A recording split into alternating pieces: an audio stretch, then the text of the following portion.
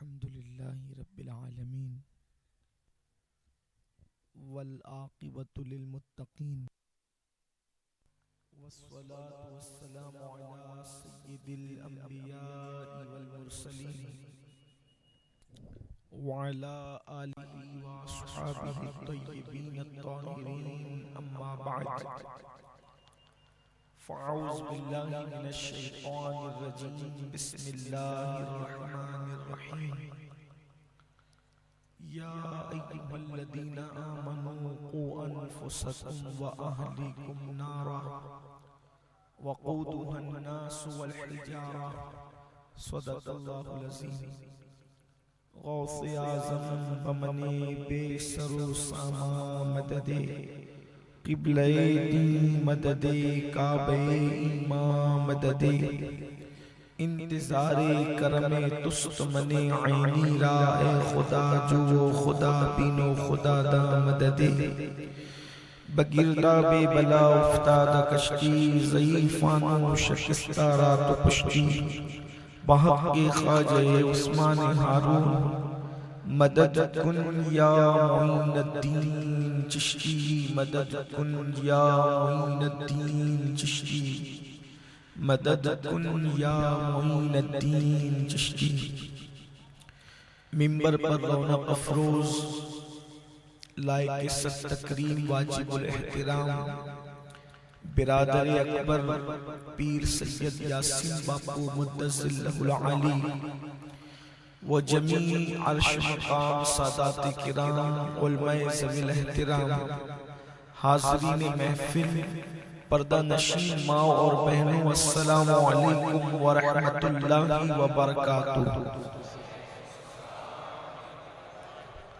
इंतहाई एहतिराम व अक़ीदत के साथ अपने और सारी कायनात की मरकज़ अक़ीदत अनीसे बेकसां चारा साज़े दर्दमंदा हम गरीबों के गमगुसार हम फ़कीरों की सरवत शहर यारे इरम ताजदारे हरम नौबहारे शफ़ाअत शब असरा के दूल्हा नौशे बज़्म जन्नत दानाए सुबुल मौलाए कुल ख़त्मुर रसूल खुसरवे खूबा सयाही लामका वजह कुन फका दुर्रिल्लाहिल मकनून सिर्रिल्लाहिल मखजून आलिमे मा काना व मा यकून आबो गिले अंबिया जानो दिले अस्फिया मतले हर सआदत मक्ते हर सियादत खुलासे कायनात फ़ख्र मौजूदात हुजूर अहमदे मुज्तबा मुहम्मद मुस्तफ़ा अरवाहुना फ़िदा सल्लल्लाहु तआला अलैहि व आलिहि व सहबिही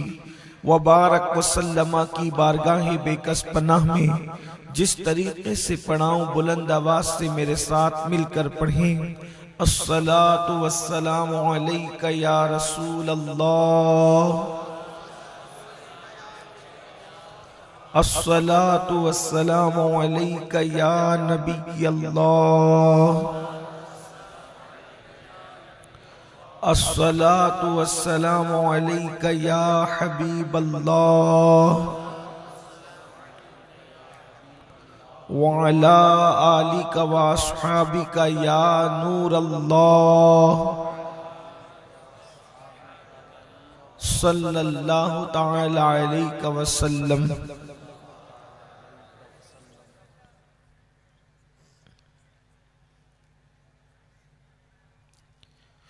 सुनते हैं कि महशर में सिर्फ उनकी रसाई है, सुनते हैं कि महशर में सिर्फ उनकी रसाई है, गर उनकी रसाई है लो जब तो बनाई है, मचला है कि रहमत ने उम्मीद बंधाई है, क्या बात तेरी मुजरिम क्या बात बनाई है, बाज़ार अमल में तो सौदा न बना अपना, बाज़ार अमल में तो सौदा न बना अपना, ऐ बेकसों के आका अब तेरी दुहाई है, मुजरिम को न शर्माओ अहबाब कफन ढक दो, मुंह देख के क्या होगा पर्दे में भलाई है, ऐ इश्क तेरे सदके जलने से छूटे सस्ते, जो आग बुझा देगी वो आग लगाई है। और मतला में ये शक क्या था, वल्लाह रज़ा वल्लाह, मतला में ये शक क्या था, वल्लाह रज़ा वल्लाह, सिर्फ उनकी रसाई है, सिर्फ उनकी रसाई है। आज की ये महफिल महसाना की सरजमीन पर बहुत खूबसूरत अंदाज में अहले महसाना ने इमाम साहब और इनकी अइम्मा की क़यादत में मुनक्किद किया है। मुझे याद आता है कि हम लोग बापू और मैं किसी प्रोग्राम में जाने के लिए एक नमाज की खातिर यहाँ रुके थे और मस्जिद में इमाम साहब ने हमसे वादा लिया था कि उन्हें प्रोग्राम चाहिए और कोई गुंजाइश नहीं थी, लेकिन ये इन लोगों का खुलूस कि 28 तारीख भाबरा की सरजमीन पे महफिल होनी थी, लेकिन जिन लोगों ने प्रोग्राम लिया था उनके जज हजरत कुतुबुद्दीन रहमतुल्लाह अलैह जो कारंटा शरीफ के बुजुर्ग हैं, तो वहाँ उर्स की वजह से ये महफिल वहाँ न हो सकी भाबरा में। तो मुझे इनका वादा याद आया और फिर इन हजरात के लिए ये तारीख दे दी गई और बहुत कम वक्त में इन्होंने इतनी अच्छी तैयारी की कि माशाअल्लाह आशिकान रसूल का ठाटे मारता हुआ ये समंदर हमारे दिलों को मसरूर कर रहा है। अल्लाह हर एक की मेहनत को कबूल फरमाए। आज शाबानुल मुअज्जम की गालिबन 25वीं शब शुरू हो चुकी है और सिर्फ 4-5 दिन के बाद बरकत वाला, रहमत वाला और इबादत के मौसम वाला महीना आने वाला है। वो महीना आएगा जिसकी एक रात 1000 साल 1000 महीनों से बेहतर है। एक रात 1000 महीनों से बेहतर है और जिसमें पहली शब जब आती है माह रमजान शरीफ की, तो रहमत के दरवाजे खोल दिए जाते हैं और जहन्नम के सारे दरवाजे बंद कर दिए जाते हैं और अल्लाह की तरफ से रहमत की ठंडी ठंडी हवाएं चलती है। और पहली शब में अल्लाह अपने बंदों को प्यार की निगाह से देखता है।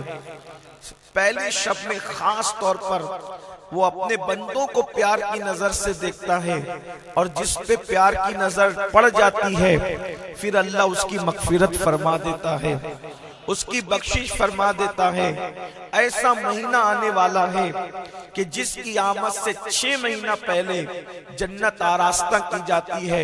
उस रमजानुल मुबारक के लिए जो गुनाहों को जला देता है, जो गुनाहों को मिटा देता है, हाँ, जिसमें सहरी खाने वाले लोगों के लिए फरिश्ते मगफिरत की दुआएं करते हैं, उन पर दुरूद नाजिल की जाती है और जब इफ्तार का वक्त आता है उस वक्त जब दुआएं की जाती है तो उनकी दुआओं पर आमीन कहने के लिए फरिश्ते हुआ करते हैं। ऐसा महीना आने वाला है। आप सबको मैं उस महीने की आमद से पहले मुबारकबाद पेश करता हूँ और आप हजरात को और अपने आप को नसीहत करता हूँ कि जैसे सहाबाए किराम और औलियाए किराम और हमारे अस्लाफ इस मुबारक महीने को इबादत का महीना समझकर उसमें अल्लाह की इबादत किया करते थे, आप भी अपना जहन बनाइए और इबादत के लिए अपने आप को तैयार कीजिए। अल्लाह अकबर। ये बड़ी बहुत बरकत की बात है, बड़ी सआदत की बात है। जिसने रमजान शरीफ को पाया और रमजान शरीफ पाकर इबादत करके उसने अपनी मगफिरत न करवा ली, मेरे आका ने उसके लिए दुआ की है कि वो अल्लाह की रहमत से दूर हो जाए। जिसने रमजान शरीफ पाकर इबादत करके अपनी मगफिरत न करवाई वो अल्लाह की रहमत से हमेशा के लिए दूर हो जाए। हुजूर ने उसकी हलाकत के लिए दुआ की है, उसके लिए बर्बादी की दुआ की है। इसलिए अल्लाह के बंदो, आने वाले महीने को गनीमत जानना। लेकिन आज मैं अपने इस उन्वान पर कोई गुफ्तगू नहीं करना चाहता। मैं आज हुजूर अलैहिस्सलाम का एक मुबारक ख्वाब बयान करना चाहता हूँ जो बुखारी शरीफ के अंदर मौजूद है। हुजूर का बहुत मुबारक ख्वाब है, इसलिए कि ख्वाब तो दुनिया में सभी देखते हैं और सबके अपने अपने ख्वाब होते हैं, लेकिन नबी का ख्वाब भी वही का दर्जा रखता है। मेरे आका अलैहिस्सलातु व तस्लीम की आदत करीमा थी कि अल्लाह के हबीब अलैहिस्सलाम जब भी फजर की नमाज से फारिग होते तो मुसल्ले पर बैठते, अपने सहाबा की तरफ रुक करके बैठते और सहाबा से पूछते, क्या तुम में से किसी ने कोई ख्वाब देखा है? क्या तुम में से किसी ने कोई ख्वाब देखा है? अगर सहाबा ख्वाब देखते तो सहाबा अपना ख्वाब बयान करते, हुजूर उसकी ताबीर बयान फरमाते। लेकिन अगर कोई ख्वाब नहीं देखता और अल्लाह के रसूल खुद ख्वाब देखते तो हुजूर अपना ख्वाब भी बयान करते और अपने उस ख्वाब की ताबीर भी बयान करते। आपसे भी कहते हैं कि जगह अगर आप ख्वाब देखा करें तो आप अहले इल्म के पास उस ख्वाब को बयान करें, इसलिए कि जब तक ख्वाब बयान करके उसकी ताबीर न पूछी जाए तो जैसे परिंदे के पैर हवा में लटकते हैं वैसे ख्वाब हवा में मुअल्लक रहता है जमीन और आसमान के दरमियान। और फिर एक बात आपको बताएं, ख्वाब की बड़ी अहमियत है। ख्वाब को कभी नबूवत का 40वां हिस्सा कहा गया, कभी 46वां हिस्सा कहा गया, कभी 22वां हिस्सा कहा गया, कभी 20वां हिस्सा कहा गया। आप सोचेंगे ये मुख्तलिफ अक़वाल क्यों है? तो मुख्तलिफ अक़वाल इसलिए है कि जिसकी निस्बत रसूलुल्लाह से जितनी करीबी होती है उसका ख्वाब भी बरकतों से उतना ज्यादा करीब होता है और सच्चाई से उतना ज्यादा करीब होता है और वो नबूवत से उतने ही हिस्से पाता है जितना जिसको रसूलुल्लाह से निस्बत होती है। और फिर काफिरों के ख्वाब झूठे होते हैं, तोहमत परस्ती पर मबनी होते हैं, मोमिनों के ख्वाब सच्चे होते हैं। ख्वाब देखने का सबसे सही तरीन वक्त जो है वो सुबह का वक्त हुआ करता है। बहरहाल मेरे आका अलैहिस्सलाम के प्यारे दीवानों, अल्लाहु अकबर। और ये बात भी आपसे कह दूं, झूठा ख्वाब न गढ़ा जाए, इसलिए कि जो झूठा ख्वाब गढ़े उस पर लानत की गई है। और फरमाया गया जो दुनिया में झूठा ख्वाब गढ़ेगा तो उसको आखिरत में जो है वो गेहूं के दाने को गिरा लगाने का यानी गांठ देने का हुक्म दिया जाएगा। और कोई उसको गांठ तो लगा नहीं सकता, तो झूठा ख्वाब गढ़ने वालों को अल्लाह अजाब देगा। इसलिए कभी झूठा ख्वाब बयान नहीं करना। अल्लाह अकबर। तो मेरे आका का ख्वाब, आइए उसी तरफ चलते हैं। कोई तवील गुफ्तगू मैं ख्वाब पर करने की बजाय अपने असल उन्वान पर डायरेक्ट आता हूँ। मेरे आका अलैहिस्सलाम ने ख्वाब देखा। पहले तो पूछा गया कि तुम में से किसी ने देखा? तो इत्तेफाक से उस वक्त किसी ने नहीं देखा। तो मेरे आका गैबदा नबी सल्लल्लाहु अलैहि वसल्लम फरमाते हैं, ऐ मेरे सहाबा आज मैंने ख्वाब देखा। मेरे आका फरमाते हैं कि दो लोग मेरे पास आए। अल्लाह के हबीब अलैहिस्सलाम फरमाते हैं दो लोग मेरे पास आए और आने के बाद उन्होंने मेरा बाजू पकड़ करके मुझे उठाया और उठा करके वो मुझे ले करके चले। जब वो मुझे ले करके चले तो हम लोग जो है एक बुलंदी पर गए, पहाड़ पर गए। तो मैंने क्या मंजर देखा? अल्लाह के हबीब अलैहिस्सलाम फरमाते हैं कि एक शख्स लेटा हुआ है और एक शख्स उसके सरहाने एक पत्थर बहुत बड़ा लेकर के खड़ा हुआ है। और वो शख्स जो है लेटे हुए शख्स पर खड़ा हुआ शख्स जो है वो पत्थर मारता है, बड़ा सा पत्थर जिसको चट्टान कहते हैं। वो चट्टान जो है वो उसके सर पे मारता है और वो चट्टान लुढ़क करके फिर दूर चली जाती है। अल्लाह अकबर। और वो सर इस तरह पिस जाता है जैसे चने पे हथौड़ा मारने से चना पिस जाता है, ऐसे ही सर पिसता है। और जब पत्थर लुढ़क करके जाता है तो वो शख्स पत्थर लाने के लिए जाता है तो पहले जैसा इसका सर था वैसे ही हो जाता है, वो फिर पत्थर मारता है। इसी तरीके से हो रहा था। मैंने पूछा सुभान अल्लाह, ताज्जुब के तौर पर सुभान अल्लाह हुजूर ने फरमाया और ये क्या माजरा है, ये कौन है? तो फिर कहा गया आप आगे चलें। अल्लाह के रसूल अलैहिस्सलाम फरमाते हैं फिर मैं और आगे गया तो मैंने क्या देखा, एक बंदा है अल्लाह अकबर जो चित लेटा हुआ है और एक शख्स जो है उसके जबड़े को काटता है, एक तरफ के जबड़े को काटता है और फिर वो कट जाता है तो दूसरे तरफ का जबड़ा काटता है तो पहला वाला सही हो जाता है और वो चीखता और चिल्लाता है अल्लाह अकबर। और किससे काटा जा रहा था, आग की कैंची से उसका जबड़ा काटा जा रहा था। मैंने उस दर्दनाक मंजर को देखकर पूछा ये क्या चीज है, उन्होंने कहा और आगे बढ़िए। आका इरशाद फरमाते हैं फिर हम आगे बढ़े और मैंने एक गड़ा देखा, उस गड़े के अंदर मैंने ये देखा अल्लाह अकबर के कुछ लोग हैं मर्द और औरतें वो नंगे हैं और वो लोग उसके अंदर जल रहे हैं और उनकी चीख और पुकार सुनाई देती है और वो उबल करके ऊपर आते हैं और चिल्लाते हैं और फिर नीचे की तरफ जाते हैं। मैंने पूछा ये कौन है, उन्होंने कहा और आगे बढ़िए। फिर हम और आगे बढ़े तो मैंने एक खून का दरिया देखा और खून का दरिया देखने के बाद मैंने देखा एक बंदा जो है उसके अंदर तैरता है और दूसरे बंदे के पास बहुत सारे पत्थर जमा हैं और वो पत्थर उठा करके उसके मुंह में डालता है। इसी तरीके से वो तैरते हुए खून के दरिया में, मवाद के पीप के दरिया में वापस की तरफ किनारे की तरफ आता है, फिर उसके मुंह में पत्थर डाल दिया जाता है। मैंने पूछा सुभान अल्लाह ये क्या है, उन्होंने कहा और आगे बढ़िए। अल्लाह के रसूल सल्लल्लाहु अलैहि वसल्लम इरशाद फरमाते हैं हम और आगे बढ़े तो मैंने खूबसूरत सा बाग देखा और जब मैंने खूबसूरत सा बाग देखा तो मैंने वहां पर लोगों को देखा कि ऊपर का हिस्सा उनका बहुत खूबसूरत था, ऐसा खूबसूरत कि ऐसा खूबसूरती तुमने कभी नहीं देखी होगी, और नीचे का हिस्सा बदसूरत था, इतना बदसूरत कि तुमने कभी नहीं देखा होगा। मैंने पूछा ये क्या है, तो इरशाद किया आप आगे चलिए। फिर हम आगे चले तो मैंने देखा कि अल्लाह अकबर एक रूबरू इंसान है और उसके कद की बुलंदी है, उसके इर्द गिर्द इतने बच्चे हैं, इतने बच्चे मैंने कभी नहीं देखे थे, और लेकिन उसकी इज्जत की वजह से, उसकी हुर्मत की वजह से मैं उसके चेहरे पे नजर न कर सका। मैंने पूछा ये क्या है, तो कहा और आगे चलिए। फिर मैंने देखा अल्लाह अकबर एक ऐसा बदसूरत इंसान जिसके चेहरे से हैबत टपकती है, वो आग को भड़का रहा है और ऐसा बदसूरत चेहरा है कि देखा नहीं जाता और वो आग को भड़काता है और उसके इर्द गिर्द दौड़ता है।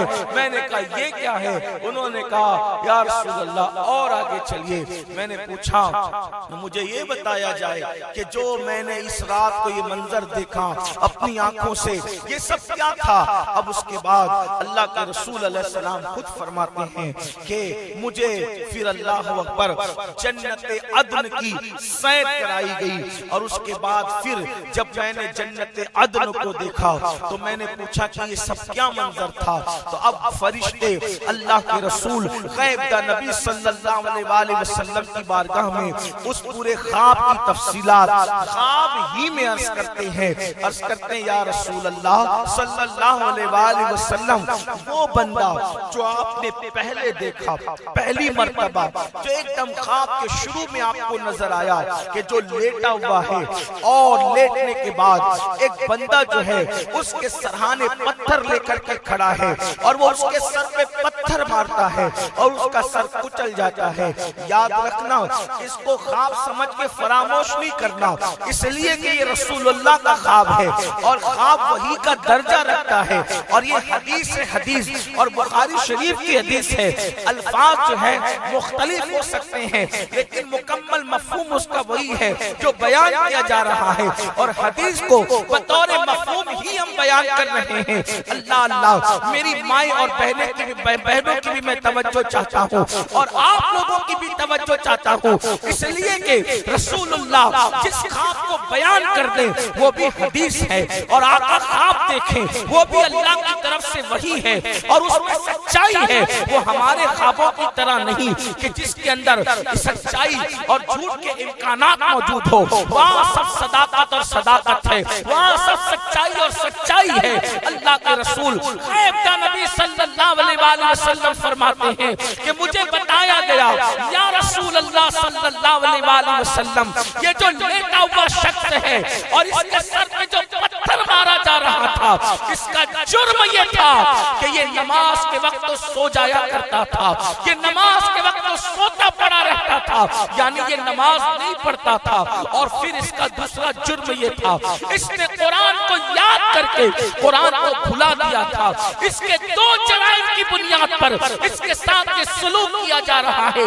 अब मैं पूछना चाहता हूँ मेरे उन भाइयों से, मेरी उन बहनों से जो रमजान शरीफ में भी नमाज के औकात में सोए रहते हैं, नमाजों को सोते सोते तर्क कर देते हैं, साल भर तो नमाजें छोड़ी ही जाती है, लेकिन अल्लाह अकबर सहरी में उठे, अभी नमाज को टाइम है, ये कह कर के सहरी खाकर बिस्तर में चले जाते हैं। न फजर पड़ी, न जुहर पड़ी, न असर पड़ी। अल्लाह अकबर, ये सूरत हाल है। और तरावी तो 4 वक्त की जो लोग नमाज पढ़ते हैं उनको भी तरावी पढ़ने की तौफीक नहीं। पहले दिन पूरी मस्जिद भरी नजर आएगी और 2-4 दिन गुजरे तो मस्जिद खाली होती भी नजर आती है। क्यों नजर नहीं आते? मौलाना बहुत लंबी नमाज होती है, 20 रकअत पढ़नी पड़ती है तरावी की और मस्जिद 17 रकअत इशा की, कौन खड़ा रहेगा? लेकिन अल्लाह अकबर, मैं अपने जवानों से कहता हूँ, मेरे आका सल्लल्लाहु अलैहि वसल्लम के दीवानों, जो दिन क़यामत का 50,000 साल के बराबर एक दिन है, अगर तरावी में खड़े रहोगे इंशाअल्लाह उस दिन खड़े रहने से अल्लाह तुम्हें महफूज कर लेगा। अपना वक्त निकालो और खड़े रहो। और अल्लाह ने ताकत क्यों दी? उसकी इबादत के लिए दी। अल्लाह ने कुव्वत क्यों दी? उसकी इबादत के लिए दी। इसलिए याद रखो और फिर कुरान याद करके भूल जाना। बचपने में माँ बाप ने तो बड़े शौक से हमें कुरान पढ़ाया था। जब कुरान खत्म हुआ था उस्ताद को जोड़ा भी दिया था, नजराना भी दिया था, घर में न्याज भी बनाई थी। मैं अपने जवानों से पूछता हूँ और मेरी उन बहनों से भी पूछता हूँ, बताओ उस्ताद से उस दिन कुरान खत्म करने के बाद हमने कितनी मर्तबा कुरान को खोल करके पढ़ा? बस इतना ही। किसी के तीजे में चले गए तो कुरान खोल करके पढ़ा, किसी के चहलुम में चले गए तो कुरान खोल करके पढ़ा। और अल्लाह अकबर, किसी दुकान की ओपनिंग थी तो कुरान खोल करके पढ़ा, वो भी 1-2 रुकू पढ़ करके बंद कर दिया। अल्लाह अकबर, याद रखना कुरान अल्लाह की वो किताब है जो इस किताब को थाम लेता है, ये किताब कभी उसको गिरने नहीं देती। मेरे आका अलैहिस्सलाम की हदीस है, किताबुल्लाह कुरान उस रस्सी का नाम है।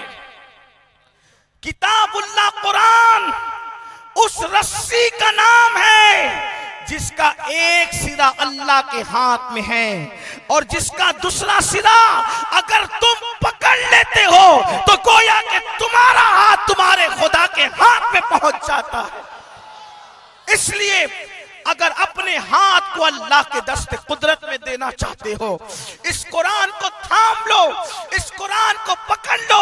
और आपसे गुजारिश करने आया हूं कि बहुत आसान वक्त आ रहा है, बहुत खूबसूरत मौका आ रहा है। कम से कम एक कुरान रमजानुल मुबारक में तो जरूर पढ़ना और फिर रमजान शरीफ में पढ़ने के बाद दिल में ये इरादा कर लेना कि अब मैंने रमजान शरीफ में पढ़ा है तो अब मैं रोजाना पढ़ूंगा। एक पारा न पढ़ सका, कम से कम पाव पारा तो मैंने पढ़ना ही पढ़ना है। याद रखो ये कुरान अल्लाह की किताब है। अल्लाह अकबर, इसकी जितनी शान बयान की जाए कम है। बल्कि एक बात आपको बताऊं, अल्लाह अकबर, कुरान के क्या कहने, कुरान की अजमत का क्या कहना। जब तक मुसलमान कुरान पढ़ते थे, जब तक मुसलमान कुरान पढ़ते थे, उस वक्त तक मुसलमान जलील नहीं थे, उस वक्त तक मुसलमान रुस्वा नहीं थे। मुझे बताओ तो सही, आज हम अहले बैत की मोहब्बत की बात करते हैं, अहले बैत से प्यार की बात करते हैं। बड़ी माजरत के साथ मेरे जवानों, क्या अहले बैत की मोहब्बत कड़ों के अंदर कैद हो गई? क्या अहले बैत की मोहब्बत गंडों के अंदर कैद हो गई? मुझे बताओ। मैं पूरे चैलेंज से कहता हूं, हुसैन वो है जिसके हाथ में कोई कड़ा न था, हुसैन वो है जिसके गले में कोई गंडा न था, हुसैन वो है जो अल्लाह अकबर, ये रसूमात के पाबंद नहीं थे मेरे इमाम, बल्कि जब मैं मेरे मौला हुसैन को देखता हूँ, हुसैन मदीने में है तो कुरान पढ़ते नजर आ रहे हैं, हुसैन मक्के में है तो कुरान पढ़ते नजर आ रहे हैं, हुसैन करबला में है तो कुरान पढ़ते नजर आ रहे हैं। हत्ता के हुसैन पाक का सर कट जाता है और धड़ से अलग हो जाता है और हुसैन का सर नेज़े पे है तो भी हुसैन कुरान पढ़ते नजर आ रहे हैं। हुसैन बता रहे हैं कि मेरा ताल्लुक मेरे जिस्म से तो कट सकता है लेकिन मेरा ताल्लुक कुरान से नहीं कट सकता। नारे तकबीर, नारे रिसालत, फैज़ाने इमाम हुसैन। सुभान अल्लाह, सुभान अल्लाह। आप देखें मौला हुसैन ने दो चीज से अपना ताल्लुक नहीं तोड़ा, एक सजदे से और एक कुरान से। हुसैन सजदे में शहीद हुए और नेज़े पे कुरान पढ़ा। क्या समझे? जो जिस हालत में मौत का मजा चखे, जो जिस हालत में मौत का मजा चखे, हदीस पाक है, जो जिस हालत में मरेगा उसी हालत में उठाया जाएगा। अब तवज्जो करना, हमारे अकीदे में हुसैन इस नमाजी का नाम है और जो नमाजी नहीं वो हुसैनी नहीं। मैसाना वालों मैं तुम्हें कह के जा रहा हूं, शरबत वाले बनकर हुसैनी नहीं बन सकते, खिचड़े वाले बनकर हुसैनी नहीं बन सकते, कड़े और कंडे वाले बनकर हुसैनी नहीं बन सकते। कब तक? जब तक सजदे वाले न बनो उस वक्त तक के हुसैनी बन नहीं सकते।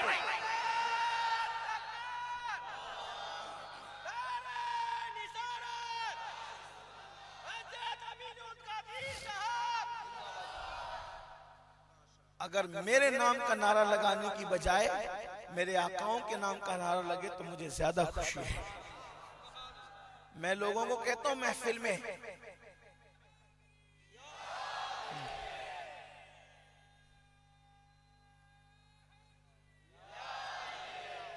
सुभान अल्लाह, जज़ाकल्लाह, अल्लाह जज़ाए खैर दे, बहुत नवाजे अल्लाह ताला, अल्लाह बरकतें अता फरमाए। तो अर्ज कर रहा था हुसैनी बनो और सच्चे हुसैनी बनो।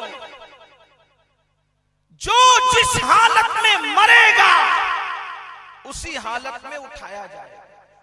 मिसाल के तौर पे जो खाते खाते मरे वो खाते खाते उठेगा, क्योंकि हुजूर ने कह दिया, अल्लाह के रसूल ने कह दिया, ठीक।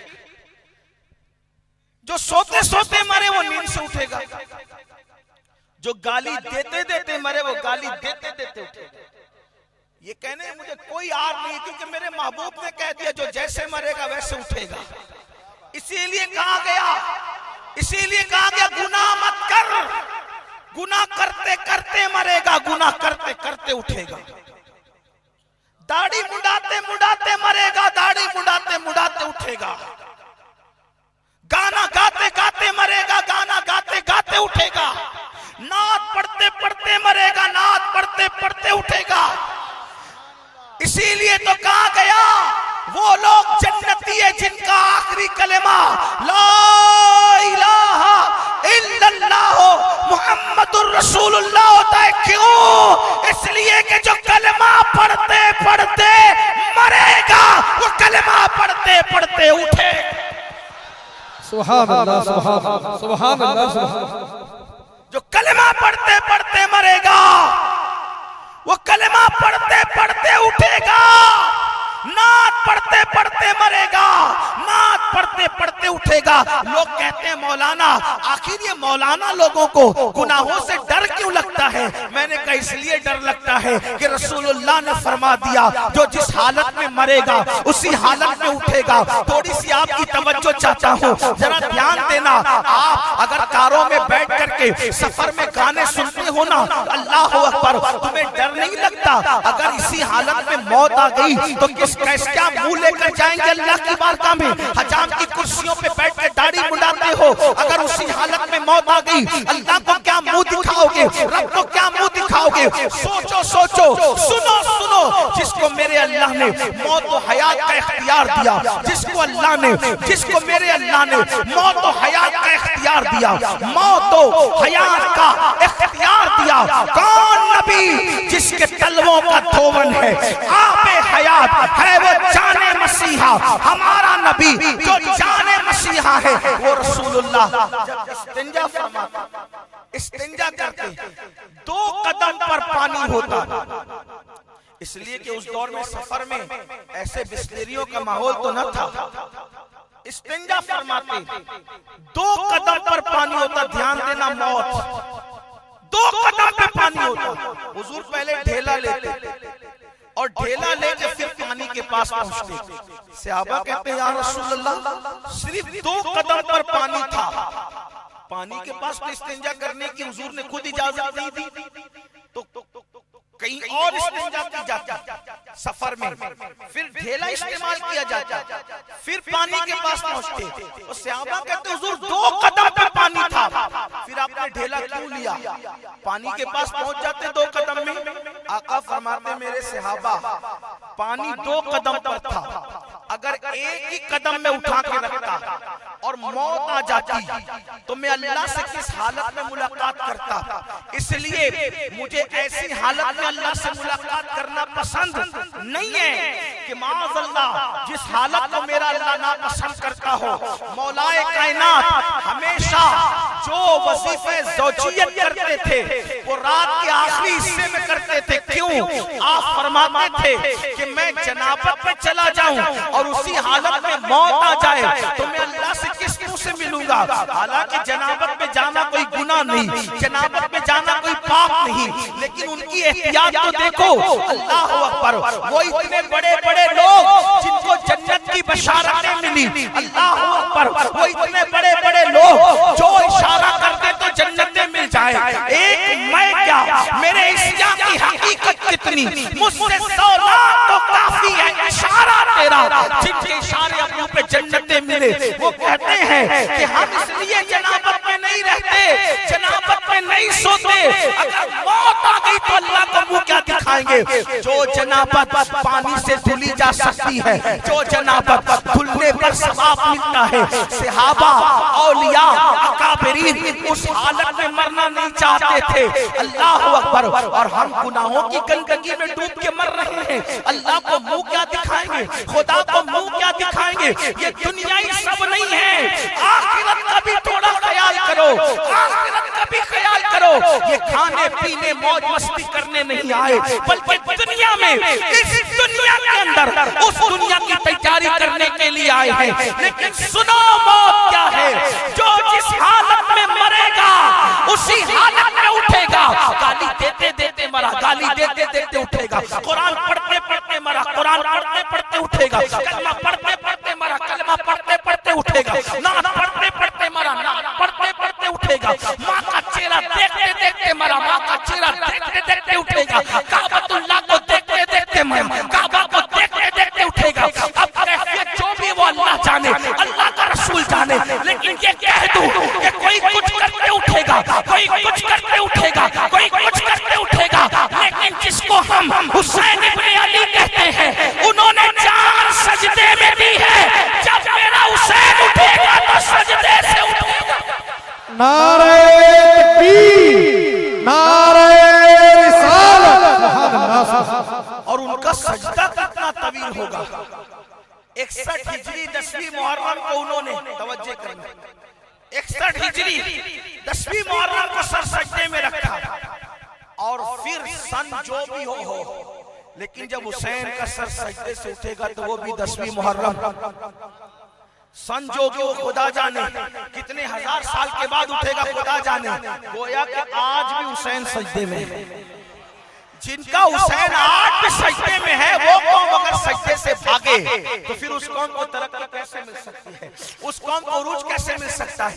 याद रखना, इसीलिए सहाबा कहते थे रसूलुल्लाह के दौर में जो नमाज पढ़ता था हम उसको मुसलमान समझते थे, और जो नमाज नहीं पढ़ता था हम उसको मुसलमान नहीं समझते थे। बड़ी माजरत के साथ ऐ मेरी कौम के जवानों, सहाबा ने, बास सहाबा ने बेनमाजियों पे कुफ्र का फतवा दिया।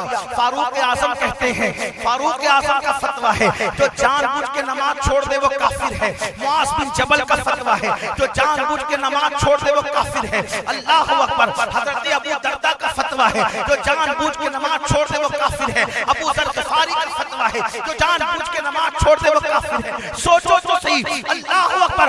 हजरत अब्दुल्लाह इब्न अब्बास का फतवा है जो जानबूझ के नमाज छोड़ दे वो काफिर है। कितने सहाबा के नाम गिनाऊं, कमो बेश 110 सहाबा ने फतवा दिया जिसने जानबूझ के नमाज छोड़ी वो काफिर।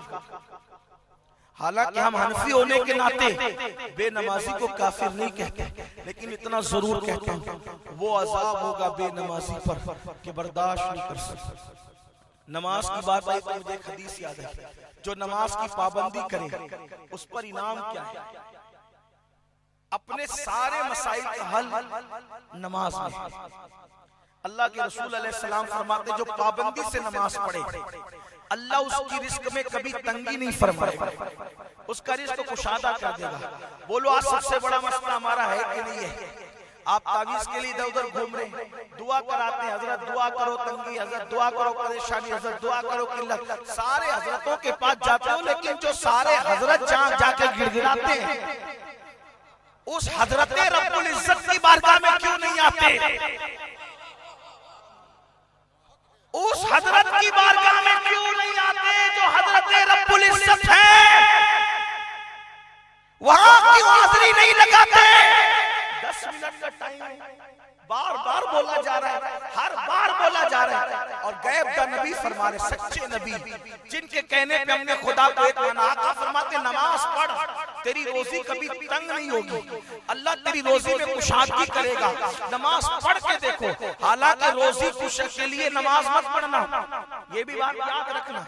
रोजी के लिए नमाज मत पढ़ना, रज़्ज़ाक़ के लिए नमाज पढ़ना। नमाज रोजी के लिए मत पढ़ना, रज़्ज़ाक़ के लिए पढ़ना। लेकिन रज़्ज़ाक़ के लिए पढ़ेगा तो रोजी खुद ब खुद अल्लाह अता करेगा और तंगी दूर कर देगा। मेरी माँ और बहनों से भी कहना चाहता हूँ कि वो भी कहती है हजरत दुआ करें, पीर साहब दुआ करें, सैयद साहब दुआ करें, बापू दुआ करें, मौलाना दुआ करें, हमारे घर में रोजी की तंगी है। मैं कहता हूँ मेरी बहन, अल्लाह के रसूल ने तो 1450 साल पहले तुझे नुस्खा अता किया ना कि नमाज पढ़, अल्लाह तेरे घर की तंगी दूर करेगा, तेरे घर की परेशानी दूर करेगा। नंबर 2, जो नमाज की पाबंदी करे अल्लाह उसकी कब्र में उसको कभी अजाब नहीं देगा। नमाज पढ़ने वाले अजाब कब्र से महफूज रहेंगे। नंबर 3, अल्लाह अकबर, जो शख्स नमाज की पाबंदी करे, जो नमाज का पाबंद होगा, अल्लाह अकबर, मेरे आका इरशाद फरमाते हैं अल्लाह तबारक व तआला उसकी मौत के वक्त आसानी पैदा फरमाएगा। और जो नमाज की पाबंदी करेगा अल्लाह तबारक व तआला उसे पुल सिरात से ऐसे गुजारेगा जैसे बिजली कूद करके चली जाती है। नमाजी यूं गुजरेंगे। और फिर 5वीं बात फरमाई, जो नमाज की पाबंदी करे अल्लाह उसको बगैर हिसाब के जन्नत में दाखिल फरमाएगा। अगर बेहिसाब किताब जन्नत में जाना है, नमाज के पाबंद बनो। और मेरे आका इरशाद फरमाते हैं जो नमाज की पाबंदी न करे अल्लाह उसकी रोजी तंग करेगा, उसके चेहरे से नूर छीनेगा, उसकी कब्र को तंग करेगा, उसकी कब्र को जहन्नम की आग से भर देगा। वो उलट पलट होगा कब्र के अंदर, उस आग पर उसको उल्टा पलटा किया जाएगा। और सबसे बड़ी बात अल्लाह अकबर, मेरे आका फरमाते हैं एक अज़दा ऐसा है जिसको शजाउल अक़रा कहते हैं, और ये वो है जो गंजा सांप है। आका इरशाद फरमाते हैं उसकी आंख आग की बनी हुई है, जहन्नम की आग की उसकी आंख बनी हुई है। उसके नाखून इतने लंबे हैं कि एक दिन की मुसाफत में इंसान जितना दौड़ सकता है, इतने लंबे लंबे लोहे के उसके नाखून हैं। और अल्लाह अकबर, अकबर, जब वो किसी को डसेगा तो 70 हाथ अंदर जमीन में इंसान धसेगा और वो बोल बोल के डसेगा, मैं शुजाउल अकरा हूँ, तू नमाज नहीं पढ़ता था, फजर नहीं पढ़ी तो जोर तक डसूंगा, जोर नहीं पढ़ी तो असर तक डसूंगा, असर नहीं पढ़ी तो मगरिब तक, मगरिब नहीं पढ़ी तो इशा तक, इशा नहीं पढ़ी तो फजर तक। ये कोई कहानी किस्सा नहीं। मैं तो अपनी कौम के जवानों से कहता हूँ, अपने हाल पे रहम करो, अपने आप को खुदा के अजाब का मुस्तहिक न बनाओ, खुदा के गज़ब का मुस्तहिक न बनाओ। अल्लाह के बंदो, कितना वक्त लगता है नमाज के लिए, क्यों नमाज से गाफिल हो? नमाज टाइम नहीं मिलता, टाइम नहीं मिलता। यही तो बात कहने आए हैं मेरे अजीज, जितना टाइम अपने पास है उतना टाइम पहलों के पास नहीं था। निकाल लो वक्त नमाज के लिए, निकाल लो वक्त अल्लाह की इबादत के लिए। और अब तो शैतान भी कैद होने वाला है। एक महीने में नमाज की इतनी पाबंदी की प्रैक्टिस कर लो कि रमजान शरीफ तो चला जाए लेकिन नमाज की आदत बाकी रह जाए। इतने परहेजगार बन जाओ कि रमजान शरीफ तो चला जाए लेकिन गुनाह से बचने की आदत बाकी रह जाए। इतने तिलावत की आदी बन जाओ कि रमजान शरीफ तो चला जाए लेकिन तिलावत की आदत बाकी रह जाए।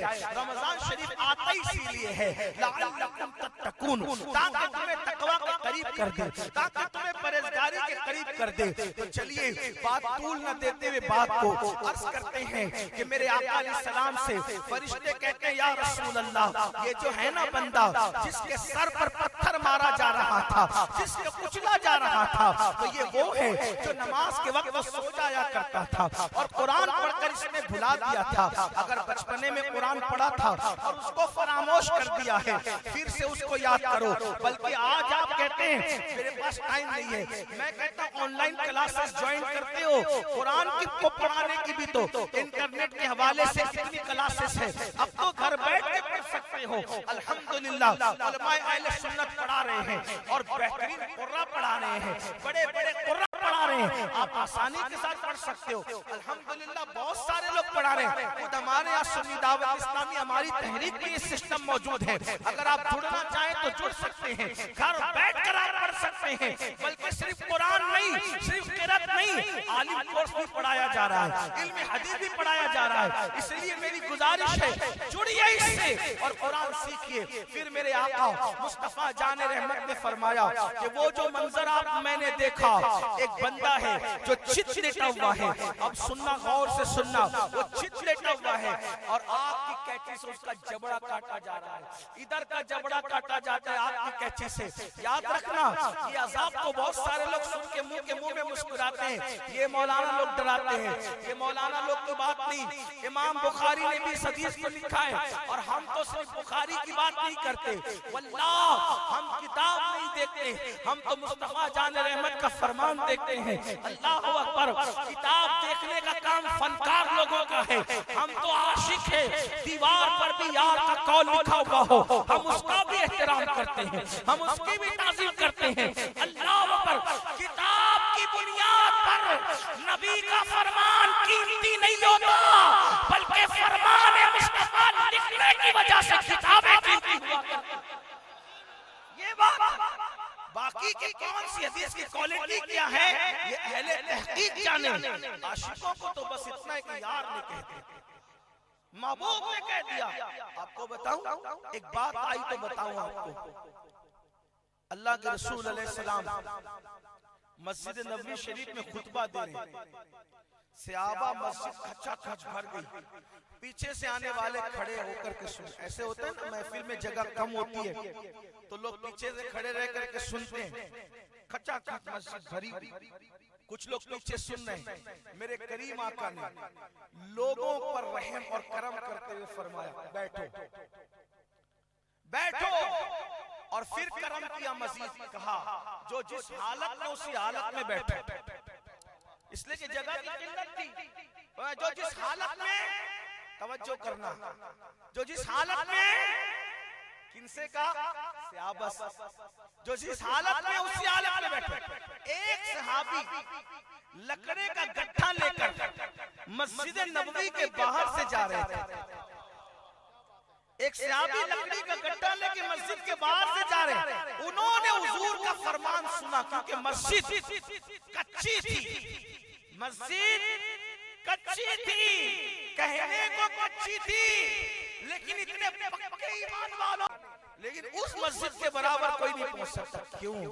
क्योंकि उसकी ईंटें महबूबे खुदा ने रखी, उसकी ईंटें सहाबा ने रखी। यहाँ से बात भी आपसे अर्ज करूं, आजकल कुछ नौजवान छोकरे जिनको आता जाता कुछ नहीं, इतना भी उनको नहीं आता कि वो सही तौर पर कलमे शहादत पढ़े, अशहदु अल्ला इलाहा इल्लल्लाह, वो सही तकाज़े के साथ नहीं पढ़ सकते, लेकिन इसको उसको सुनकर वो सहाबा पे इतराज करते,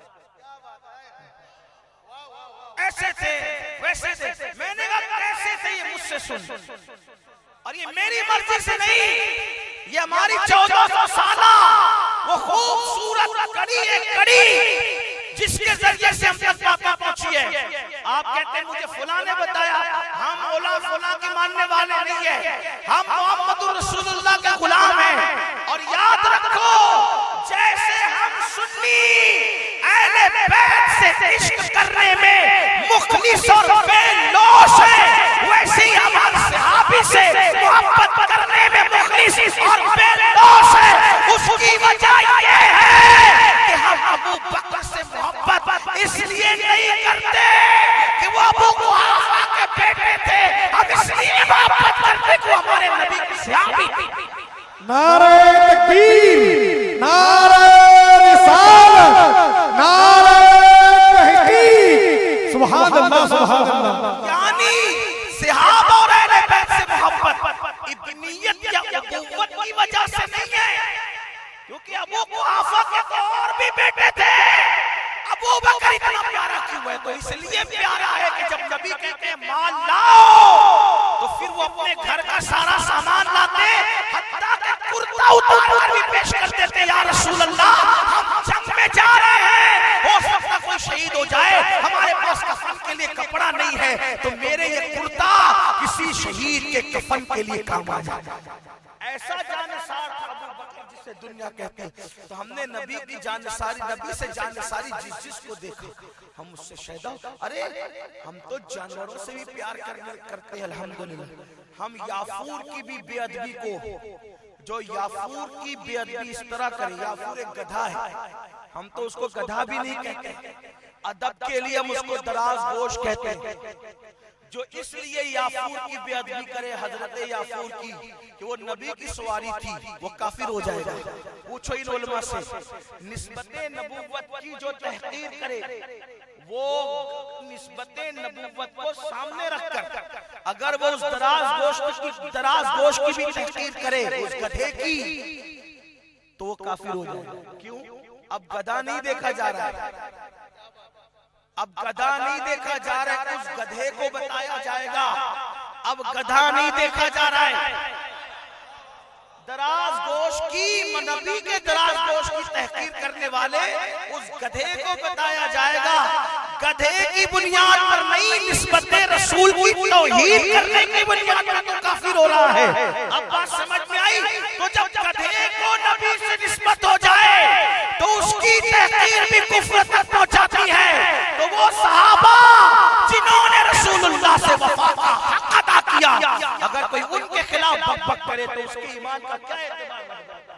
इसलिए आपको नसीहत करता हूं कि सुन्नी जवानों, किसी के कहने सुनने में आने की जरूरत नहीं है।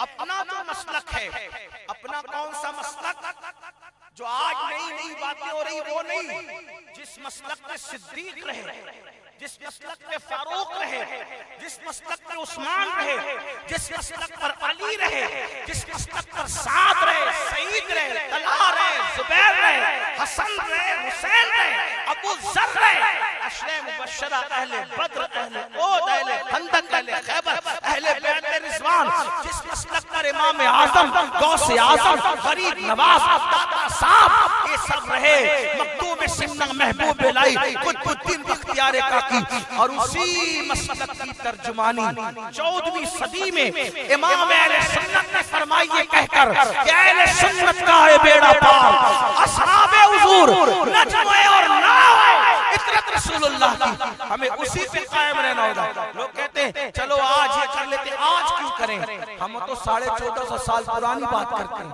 और वही हमारे लिए है। तो मैं दूर न निकल जाऊं, मैं बात समेटते हुए कहूं कि अल्लाह के रसूल ने फरमाया जो जहां जिस हालत में वहीं वैसे बैठ जाए। वो लकड़ी का गट्टा सर पे था, रोड पर बैठ गए रोड पे, महफिल खत्म हो गई। लोग जो अंदर बैठे थे, अच्छा आपको क्या समझ में आया ये बात से कि हुजूर ने कहा कि जो जिस हालत में उसी हालत में बैठ जाओ। हुजूर ने किससे कहा होगा? ये बच्चे भी कह सकते हैं भाई जो सामने थे उन्हीं से कहा था। जाहिर सी बात है, अगर मैं ये बात कहूं कि भाई बैठ जाओ तो किससे कहूंगा? जो घर के कमरे के अंदर खड़ा उससे कहूंगा, जो महफिल के बाहर रास्ते जा रहे उससे कहूंगा। जाहिर सी बात है मेरे मुखातिब ये लोग हैं, महीने से कह रहा हूं। लेकिन कुर्बान सहाबा की अजमत पर लकड़ी का गट्टा उतारा नहीं, उसी हालत में सर पे लेकर के बैठ गए। महफिल खत्म हुई, एक सहाबी जाने लगे रास्ते में तुम क्यों बैठे, रास्ते में क्यों बैठे? कहा हुजूर ने अभी कहा तुमने सुना नहीं कि जो जिस हालत में वैसे बैठ जाए। तो उन्होंने कहा आप अक्लमंद आदमी हो, आपसे थोड़ी कहा था, वो तो जो अंदर खड़े थे उनसे कहा था। कब मुझे क्या गरज किससे कहा था, मेरे महबूब की आवाज मेरे कान में आ गई, अमल करना मेरे लिए जरूरी है। किससे कहा मुझे ये गरज नहीं है, महबूब की आवाज मेरे कान में आ गई, अमल करना इश्क का तकाज़ा है। क्योंकि महबूब ने कह दिया जिस हालत में उसी हालत में बैठ जाओ, सब में बैठ गया। अल्लाह ने इसीलिए उन लोगों को कैसर और किस्रा का ताजदार बनाया, उन्हीं के लिए रज़ी अल्लाह अन्हु व रज़ू अन फरमाया। मुसलमानों ये है इताअत का जज्बा। तो अर्ज ये कर रहा था, अल्लाहु अकबर। इमाम बुखारी ने लिखा है, हदीस पाक में और भी किताबों में आया है अल्फाज की तब्दीली के साथ। तो आका फरमाते हैं फिर मैंने पूछा, वो जो मैंने एक बंदा देखा था कि जिसके जबड़े काटे जा रहे थे लिटा करके आग की कैंची से, सोचो सोचो मेरे भाइयों मेरी बहनों, आग की कैंची से जबड़े काटे जा रहे, एक कटता है फिर दूसरा कटता है तो पहले सीधा हो जाता है, फिर वो कटता है, इसी तरह अज़ाब दिया जा रहा है। पूछा वो क्या था? कहा या रसूल अल्लाह, वो सुबह को घर से निकलता, बातें गलत सलत करता और लोगों में अफवाह फैलाता था, गलत बातें फैलाता था, उसका अंजाम ये। आज आप भी अफवाह फैलाते है ना? व्हाट्सएप पर कुछ आया, कोई तहकीक किसी आलिम के खिलाफ आया, किसी इमाम के खिलाफ आया, किसी कौम के खिलाफ आया। मेरे भाई अगर कोई काफिर भी हो तो गलत बात उसके खिलाफ आप नहीं कर सकते। काफिर के खिलाफ जो चीज उसमें नहीं है नहीं है, किसी की तरफ गलत बात मंसूब मत करो। आज अफवाह किस तरह फैलाते हो? नंबर 1 व्हाट्सएप के जरिए, फेसबुक के जरिए। कोई तहकीक में भी रमजान शरीफ आएगा, रोजा तो रखना नहीं, तरावी पढ़नी नहीं और जाना जन्नत में, तो आएगा एक मैसेज जिसने सबसे पहले किसी को रमजान शरीफ की मुबारकबाद दी वो रसूलुल्लाह के साथ जन्नत में जाएगा। तो कोई बेवकूफ है जो रोजा रखेगा, जो नमाज पढ़ेगा, तो वो पहले मुबारकबाद देते फिरे। हंसने की बात नहीं है, ये सारी झूठी बातें तुम फैलाते हो। फिर उसके बाद किसी ने कोई ख्वाब देख लिया कि फुला साहब कह रहे हैं कि मदीने मुनव्वरा में मैंने ख्वाब देखा, हुजूर कह रहे हैं कि लोगो ये करो, लोगो ये करो। हुजूर को जो कहना था हुजूर कह चुके, आका को जो फरमाना था हुजूर फरमा चुके। अब आप तो कोई ख्वाब की बात लाते हो, इसलिए याद रखो अफवाहें ना फैलाओ। फिर क्या अफवाह फैलाते हो? तो फुला का तो फुला के साथ चक्कर है, इस तरह के अफवाहें फैलाते हो। अगर किसी का किसी के साथ चक्कर भी हो तो आप उसके चक्कर में क्यों पड़े हो? आप उसके चक्कर में नहीं पड़े मेरे भाई। याद रखना, अगर तुम चाहते हो ना कि अल्लाह तुम्हारे ऐबों पे पर्दे डाले तो तुम जिसका ऐब देखो पर्दे डालो, वो फेर लो। क्यों? आका फरमाते हैं जब तक तुम अपने ईमान वाले भाइयों के ऐब छुपाते रहोगे अल्लाह तुम्हारे ऐब छुपाएगा, और जब तुम अपने ईमान वालों के ऐब उठाओगे, उनके ऐबों को लोगों में जाहिर करोगे, तो अल्लाह तुम्हारे ऐब को जाहिर कर देगा, तुम्हें जलील कर देगा। आइए मुझे एक हदीस और याद आई, अब जरा दिल के कानों से मफ़हूम हदीस सुने। एक बंदा होगा क़यामत के दिन, क़यामत के दिन एक बंदा होगा, शायद मेरी तरह कोई हो या आप में से किसी की तरह हो, उसके गुनाह बहुत ज्यादा होंगे और वो अपने गुनाहों का बोझ लादते हुए आएगा। अल्लाह फरमाएगा ये तेरे गुनाह है, वो देखेगा, सोचेगा ये तेरे गुनाह है, वो देखेगा, सोचेगा। अल्लाह फरमाएगा बोल ये तेरे गुनाह है। क्यों? छुप के गुनाह तो किया था, लेकिन आज पूरे मैदान महशर से डर रहा है कि इतने सब लोग हैं और अल्लाह कह रहा है कि ये तेरे गुनाह है। अल्लाह की रहमत मुस्कुराएगी, कहा तुझे कोई देख नहीं रहा है, मैंने पर्दे डाल दिए, मैंने पर्दे डाल दिए, तुझे कोई देख नहीं रहा है। क्यों? क्योंकि तू गुनहगार था, मगर दुनिया में मेरे बंदों के ऐब देख के उन पे पर्दे डालता था, तो सबका हिसाब मैंने ओपन लिया है, और तू ऐब पे पर्दे डालता था, तो तेरे ऐबों पे मैंने पर्दे डाल दिया है। बताओ ऐबों पे पर्दे डालने वाले, ये तूने किया कि नहीं किया? जब देखेगा कि पर्दे कोई देख नहीं रहा, अल्लाह और मैं हूं, जैसा कि उसकी अल्लाह और मैं हूं, जैसा कि उसकी शान खुदा की कसम। ऐसी गुनहगारी भी क्या चीज है कि अल्लाह और मैं हूं, वो देखेगा कि सब पर्दे कोई देख नहीं रहा है, वो कहेगा हाँ मौला मैंने किया था, तो अल्लाह उसके ऐबों पे पर्दे डालने की वजह से लोगों के ऐबों पे पर्दे डालता था, छुपाता फिरता था लोगों के ऐबों को। अल्लाह फरमाएगा ये करना तेरा काम था, तुझे बख्शना मेरा काम, जा बख्श दी, क्योंकि तू दुनिया में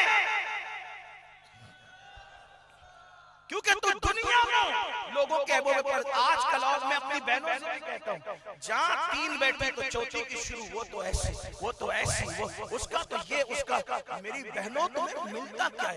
खाना अपने घर का खाते हो और दूसरों की बातों में लगे रहते हो।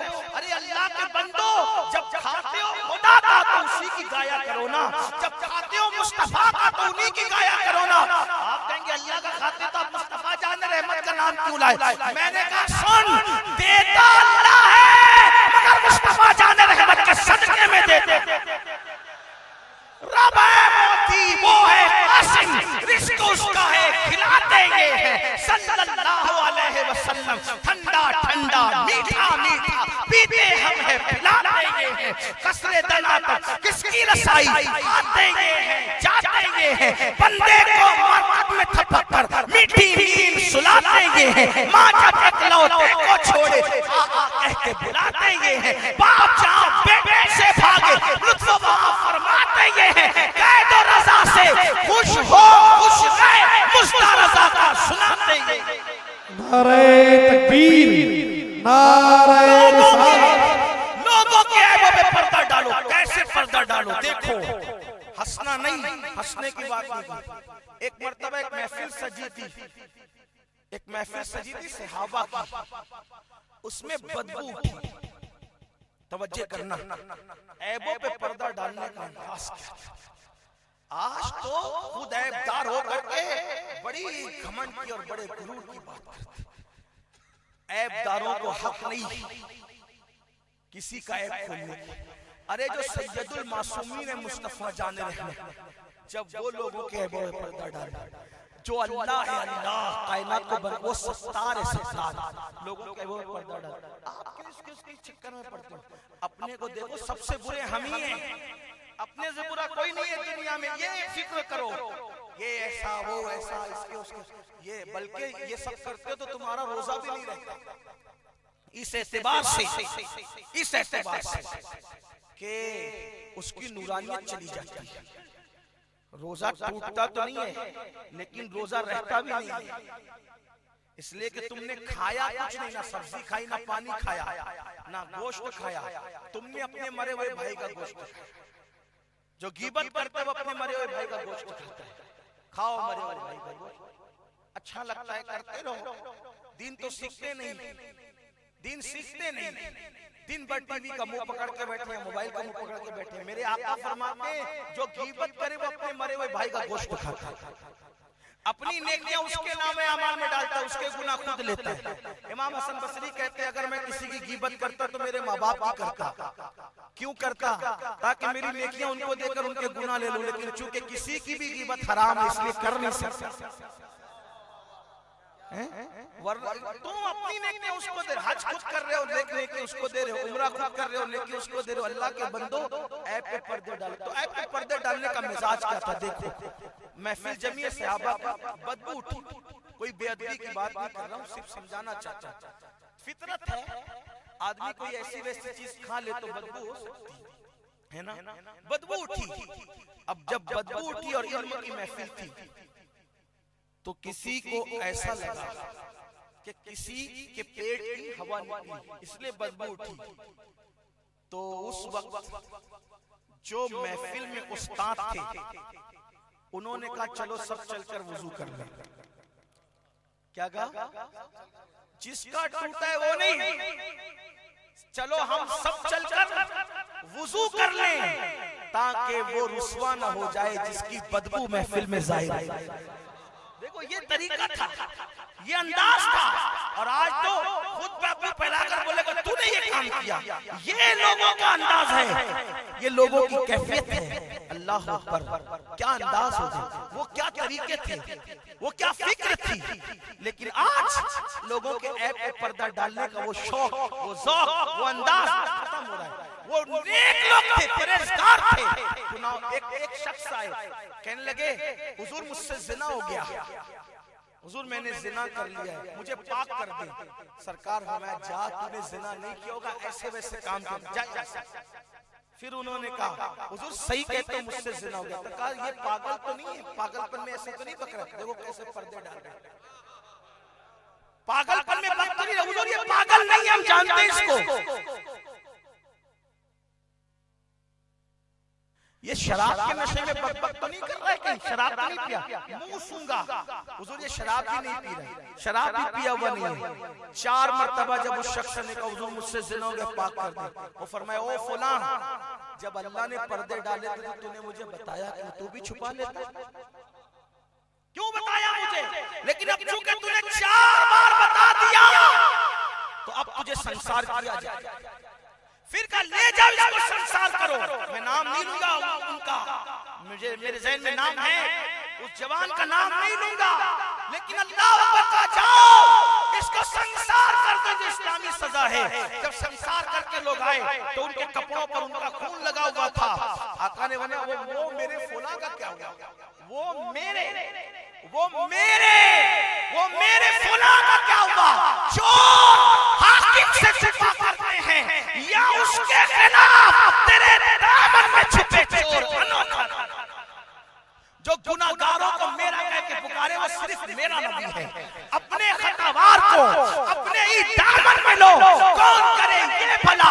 तुम पे करोड़ों दुरूद करके तुम्हारे गुनाह मांगे तुम्हारी भला, तुमको दामन में आके करोड़ों दुरूद।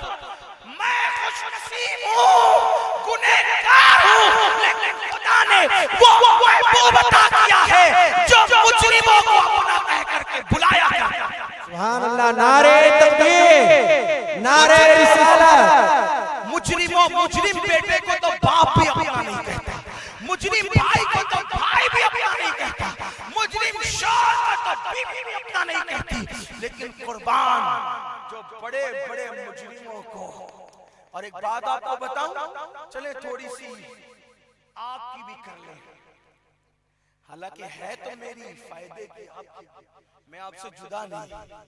हाँ कुर्बान, अब आप गौर करें, जो नेक लोग होंगे, नेक लोग बड़े नेक, वो अलग खड़े होंगे, और जो गुनहगार होंगे हुजूर उनकी शफाअत के लिए उनके पास खड़े होंगे। अब इसका मतलब ये नहीं कि अब आप गुनाह शुरू कर दे। अस्तगफिरुल्लाह, जैसे बुखार मौत तक ले जाता है वैसे गुनाह कुफ्र तक ले जाता है। इसलिए गुनाह करना नहीं, हम नेकी भी करें तो हम गुनहगार हैं, क्योंकि हम जिसको नेकी समझते हैं वो नेकी है। मतलब ये कि अगर आप 5 वक्त की नमाज पढ़ रहे हैं, अब आप सोच रहे कि मैं तो नेक हूँ, मेरे भाई वो नमाज ही क्या है जो हम पढ़ रहे हैं? हमारी नमाज भी कोई नमाज है, बल्कि यूं कह ले जो सच्चों ने नमाज पढ़ी हम उनकी नकल कर रहे हैं। हमारे रोजे भी कोई रोजे, जिन सच्चों ने रोजे रखे हम उनकी महबूब की नकल कर रहे हैं। तो याद रखिए अपने नमाज अपने रोजों की कोई हैसियत नहीं है, वो तो कर्म होगा। हाँ करम होगा, कबूल हो जाए तो एहसान होगा। बल्कि एक बात आपको बताऊं, महबूब ने रोजे इसीलिए रखे ताकि उनके रोजों में हमारे रोजे मिलाकर कबूल हो जाए।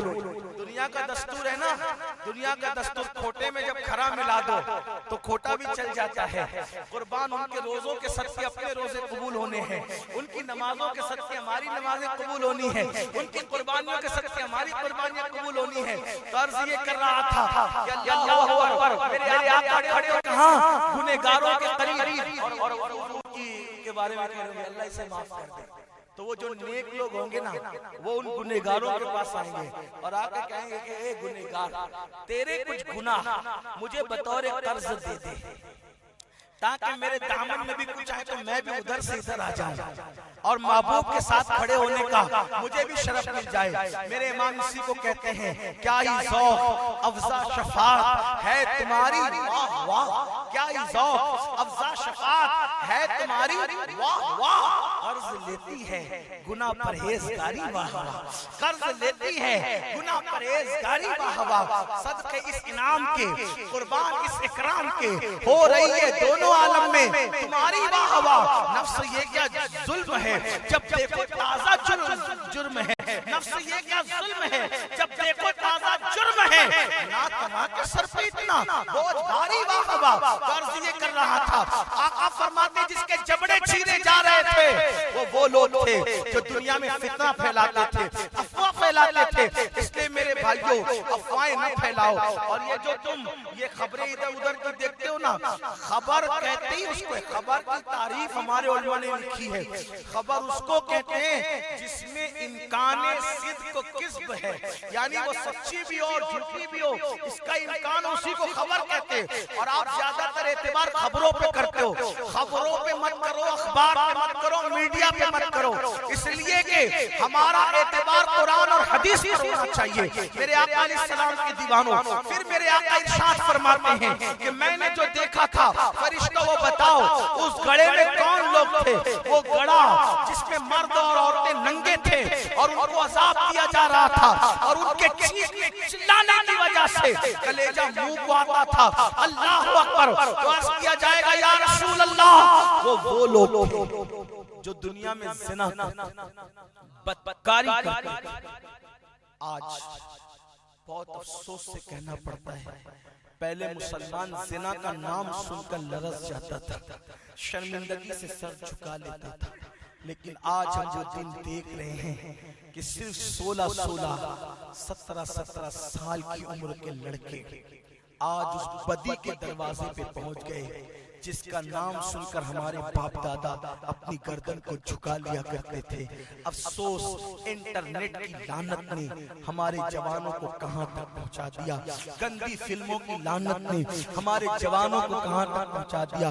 ऐ मेरे भाइयों, और बिलखुसूस जो लड़कों की और लड़कियों की शादियां नहीं हुई, उनकी तवज्जो चाहता हूं, याद रखना, ज़िना कभी किसी को तरक्की की राह पर नहीं ले जा सकता।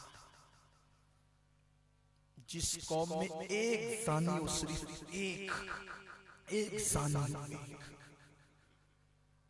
और उस एक ज़ानी की मौजूदगी में अल्लाह का नबी क़यादत कर रहा हो, तो भी कौम हार जाती है। नबी की क़यादत और ज़ानी एक, ज़ानी खुद नहीं जीत सकता और वो जिस कौम में रहे वो कौम भी नहीं जीत सकती। थोड़ी आपकी तवज्जो चाहता हूं और गुफ्तगू को समेटता हूं।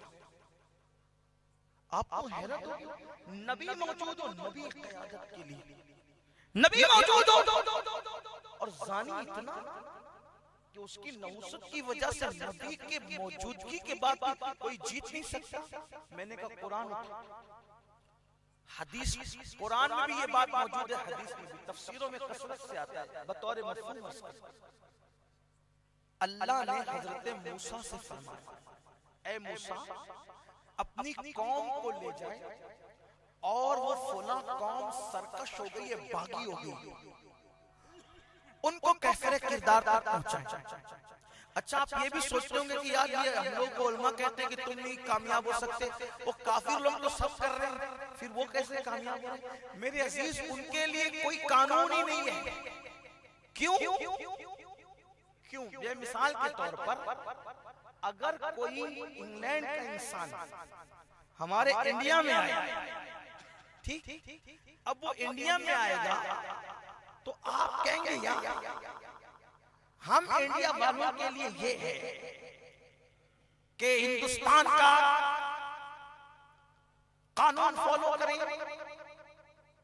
जब भी कौमी तराना पड़े तो सोना तराना पड़े। वो तो इंग्लैंड का तराना पड़ रहा है और मैं इंग्लैंड का तराना पढ़ूं तो मैं बागी कैसा?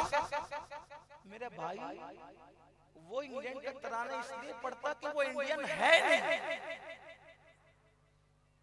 वो परदेसी है यहाँ और तू यहाँ आए, इसलिए इस मुल्क का तराना तुझे पढ़ना पड़ेगा। बात समझे? अब ये जो इस्लाम का कानून है वो सिर्फ मुसलमानों के लिए, और जो दूसरे हैं उनको ढील दी जा रही है, जो चाहो करो, क्योंकि तुम्हारे लिए एक साथ सजा है।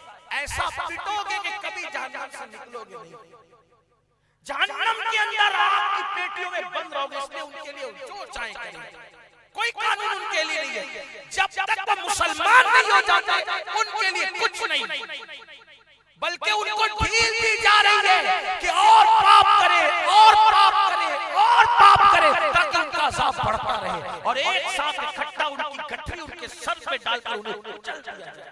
लेकिन जन्नत की नेमतें तो आपके लिए, रसूलुल्लाह की इताअत का दावा तो आप करते हैं, खुदा के बंदे होने का दावा तो आपको है। इसलिए इस्लाम के साथ वफा तुम्हें करना होगा, खुदा व रसूल के साथ वफा तुम्हें करना होगा। तो अर्ज़ ये कर रहा था कि अल्लाहु अकबर, मुसलमानों तुम छोटी छोटी गलती भी करो तो तुम्हारी इस्लाह की जाएगी, तुम्हें मुतनब्बे किया जाएगा, तुम्हें सजा दी जाएगी।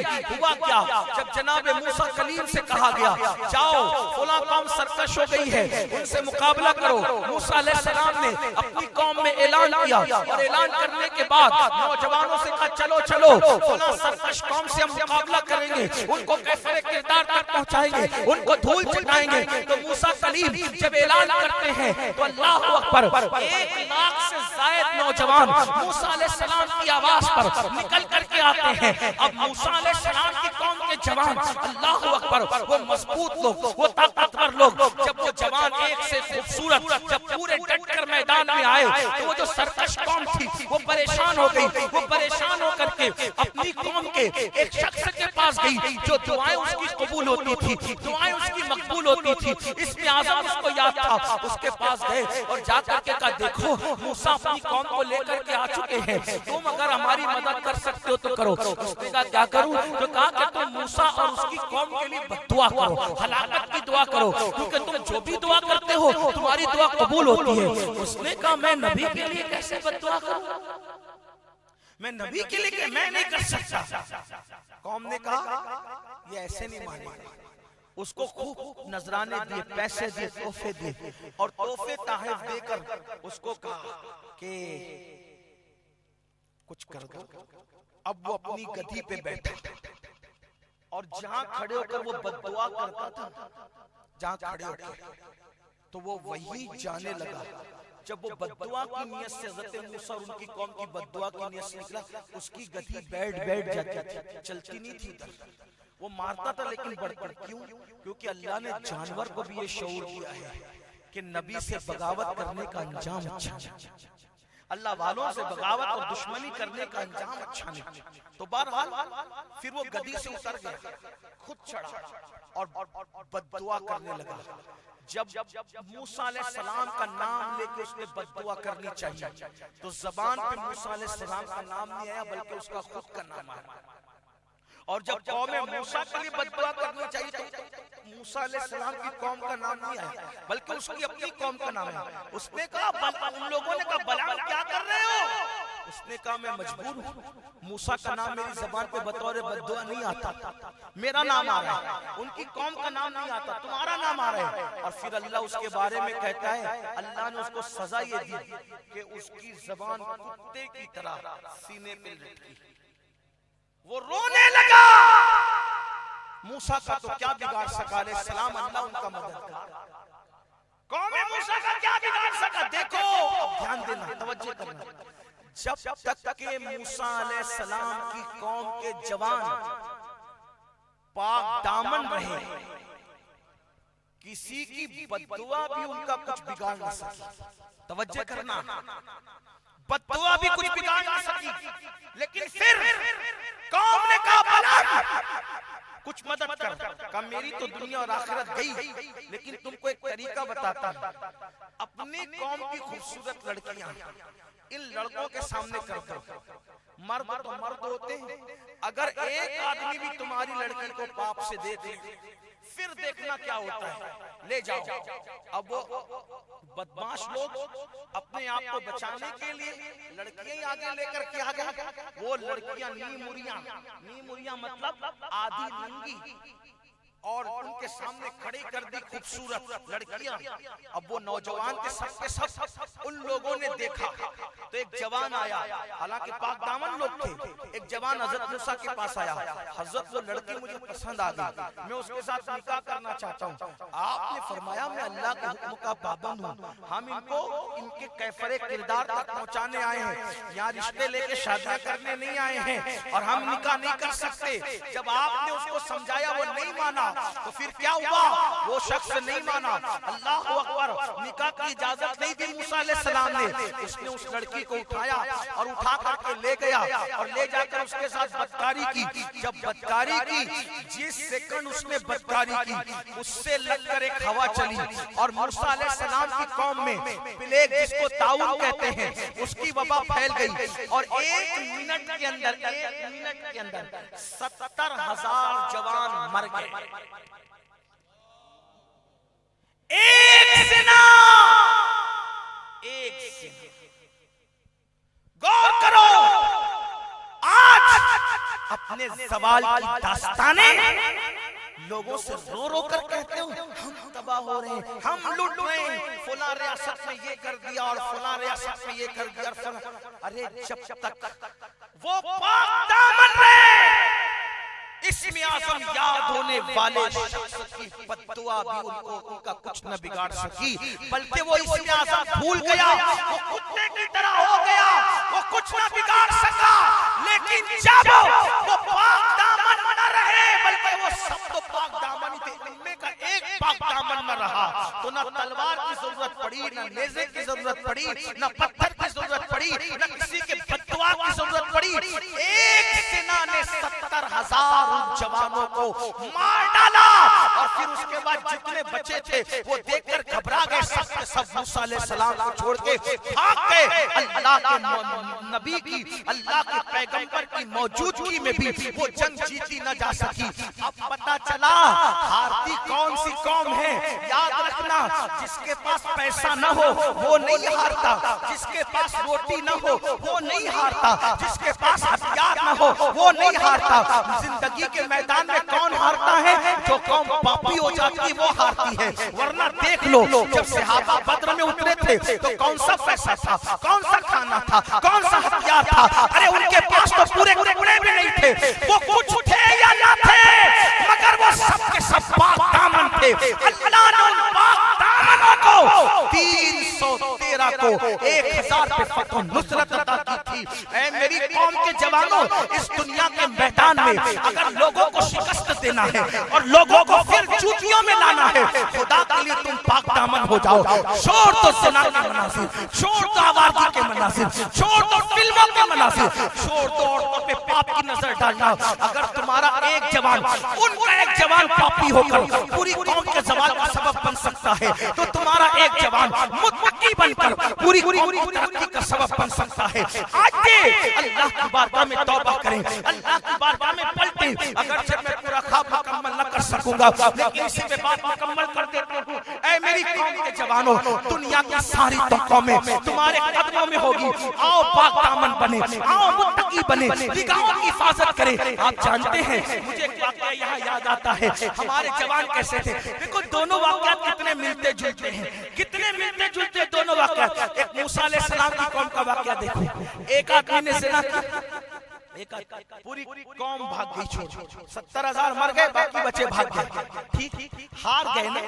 अब आइए, बैतुल मुकद्दस पे जब कब्जा था, बैतुल मुकद्दस में कब्जा था ईसाइयों का, वही चीज आजमाई। क्या? क्योंकि वो जान चुके थे फौज को हराना है, औरत को सामने कर दो। तवज्जो करना, फौज को हराना है, कौमों को हराना है, औरत को सामने कर दो। उन्होंने पुराना अंदाज चला और तो कर दिया। क्या कहा? सलाउद्दीन हम जंग हार गए, तुम जीत गए, आज चाबी दे देंगे, बैतुल मुकद्दस की चाबी आओ ले जाओ, लेकिन एक छोटी सी शर्त है। क्या? कहा हम हमारी बेटियां तुम्हारा इस्तेकबाल करेगी। सलाउद्दीन बड़े होशियार थे, समझ गए इनको बेटियों को इस्तेकबाल के लिए खड़े करने की जरूरत क्या है। पता चला बातिल ने हर वक्त हुस्न का इस्तेमाल किया। आज अपने बच्चों को जो कॉलेजों के अंदर अफेयर की दावत दी जाती है ना, क्यों? हुस्न की वजह से तुम्हें पढ़ने में मकसद से हटाना है। हमारी बेटियों को जो हुस्न दावत दे रहा है, मकसद से हटाना है। बातिल ने हमेशा हक वालों को मकसद से हटाने के लिए हुस्न का इस्तेमाल किया है। मगर अल्हम्दुलिल्लाह न उस दौर की हमारी बेटियां हुस्न पर फिसली है, न उस दौर के हमारे बेटे हुस्न पर फिसले हैं। पूरी तारीख अगर बयान की जाए तो वक्त कम पड़े, रातें कम पड़े, लेकिन सिर्फ एक बात कह करके रुखसत होना चाहता हूँ।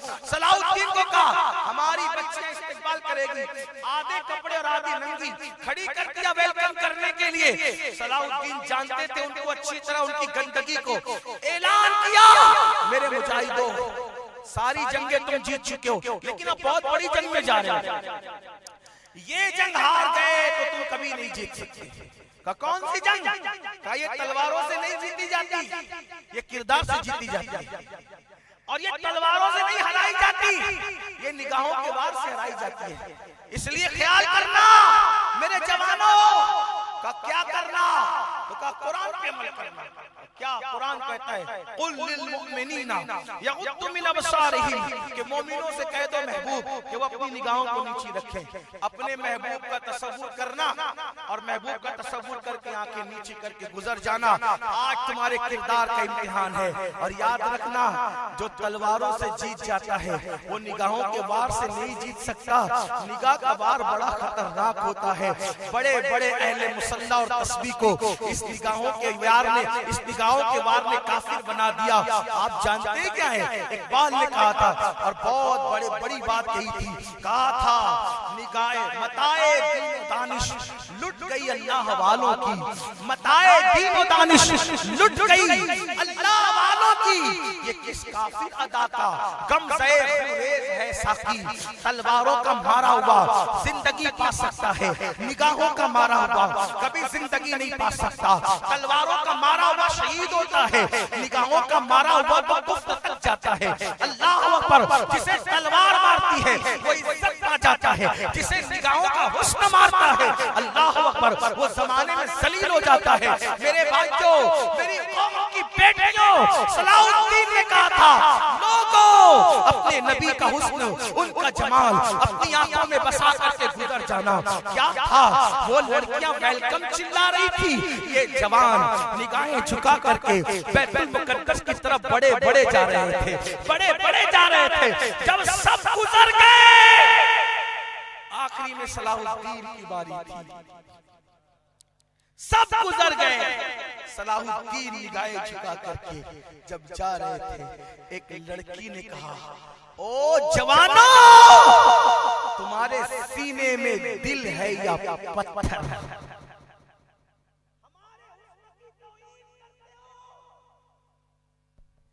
हमारे हुस्न की तौहीन करते हो। अरे एक बार हमें देखो तो, हम कितने खूबसूरत हैं। तो सलाहुद्दीन अय्यूबी ने नजरें झुका के कहा था अरे जिनकी आंखों में मदीने वाले का जमाल बसा हो, वो किसी के हुस्न पर ईमान का सौदा नहीं करते।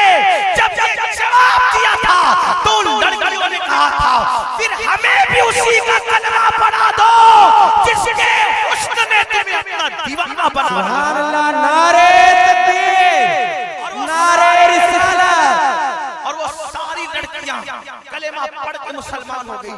देखो एक बदकार बना, पूरी कौम तबाह हुई।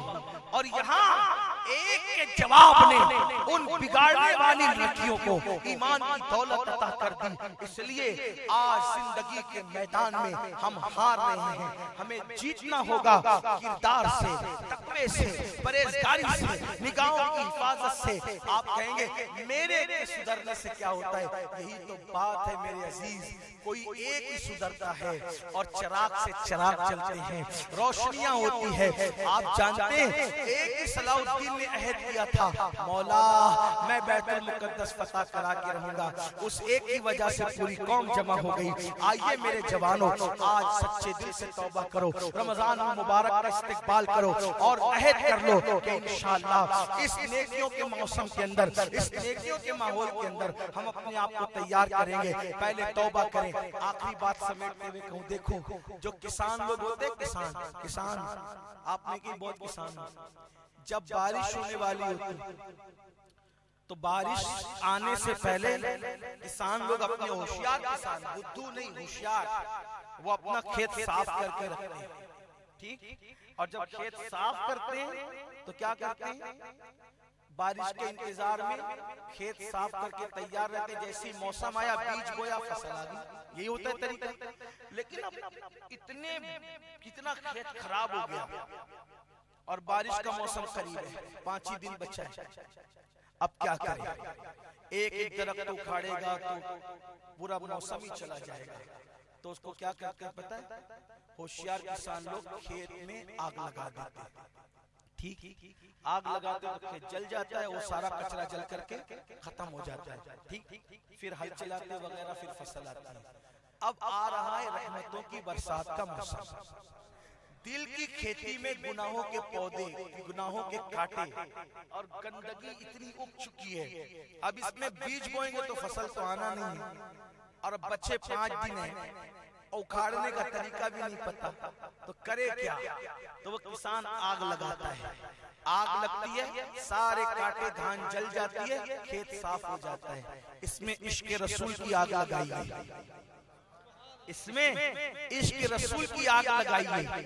और इश्क रसूल की आग लगाकर नेकियों के बीज बो दीजिए, तौबा का पानी दीजिए, फिर इंशाअल्लाह क़यामत के दिन इसमें वो फसल आएगी कि आप कहोगे कि मैं कामयाब हो गया, मैं कामयाब हो गया। आइए इश्क रसूल की आग लगा दे, इस दिल के अंदर तौबा का पानी दे, नेकियों का बीज बोए, फिर इंशाअल्लाह ताला ऐसे ऐसे कब्र में जाओगे कि फरिश्ते भी तुम्हारा एहतराम करेंगे, फरिश्ते भी तुम्हारी ताज़ीम करेंगे।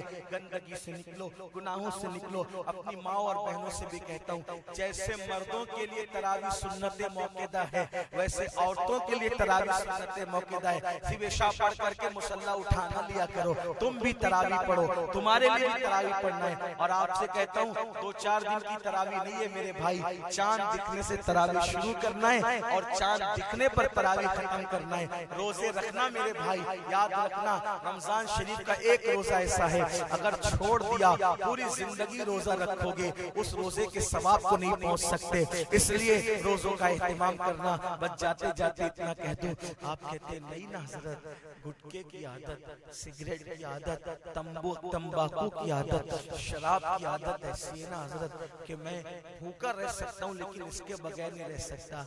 मैं कहता हूँ फिर तुझे अपने ईमान का जायजा लेना चाहिए। जब तू कहता है नबी के नाम पे जान दे सकता हूँ, नादान जब जान दे सकता है तो 12 घंटे के लिए इन चीजों को तू, तंबाकू को और गुटखे को नहीं छोड़ सकता। और शराब तो मुसलमान पीता ही नहीं। क्यों? इसलिए कि नशा और शराब वो चीज है, मेरे आका अलैहिस्सलाम फरमाते हैं, जब किसी के पेट में शराब की एक बूंद जाती, एक बूंद, तो जमीन और आसमान के सारे फरिश्ते जब तक उस बूंद का असर उसमें रहता है उस पे लानत करते रहते हैं। मुसलमानों निकलो इस लानत से। और फिर उसका हाल क्या होता है? शराबी के लिए तो इतना ही बस है कि अल्लाह अकबर, जब शराबी मरेगा उसकी जबान पे कलेमा नहीं आएगा, और जब वो जहन्नम में जाएगा तो जिन लोगों ने दुनिया में जिना किया होगा उनके जिना के आज़ा से जो पी पर खून निकलेगा, पी पर खून, तो वो खोलता खोलता पी पर खून शराबियों को पिलाया जाएगा। ये तुम्हारा अंजाम है। इसलिए अगर आप कहते हैं शराब नहीं छूटता, मैं कहता हूँ आसान है। बहुत आसान। मैंने सुन रखा है बचपने से कि शराब कड़वी होती है, सुन रखा है। ठीक होगा भी ऐसे ही, क्योंकि सब लोग यही कहते हैं। जो पीते हैं उन्होंने ये बताया कि कड़वी होती है।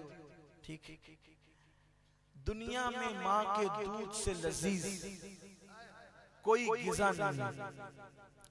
आप कितना भी कीमती फल खा लें, किसी में विटामिन ए है, सी नहीं, किसी में सी है, डी नहीं, किसी में डी है, ए नहीं। ठीक, कोई भी गिज़ा खा लें, वो एक विटामिन वाली होगी, 2 होगी, 3 वाली होगी, यानी कि तमाम विटामिन एक गिज़ा में जमा नहीं होते।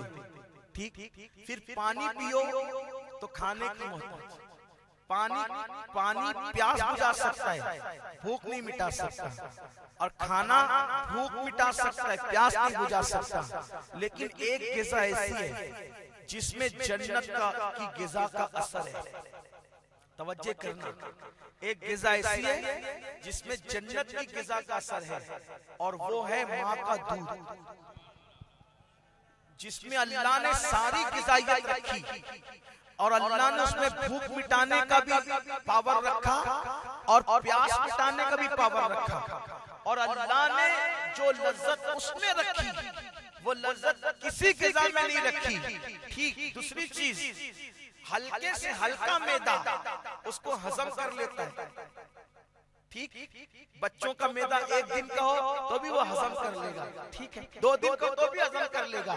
अब आपसे पूछता हूँ, जब माँ का दूध अगर इंसान छोड़ना चाहे तो छोड़ सकता है, इतनी लजीज चीज जब छोड़ चुके हो, और तजुर्बा है सबको, इतनी लजीज चीज जब छोड़ चुके हो कि जिसमें जन्नत की गिज़ाइयत का असर है, इतनी लजीज चीज छोड़ चुके और छोड़ सकते हो, तो वो कड़वे शराब के घूंट क्यों नहीं छोड़ सकते? बस बात इतनी है, तय करना है कि मैंने छोड़ना है, मैंने छोड़ना है, अल्लाह की मदद आएगी। मैंने छोड़ना है, छोड़ दो, आसान तरीका छोड़ दो, अहद कर लो।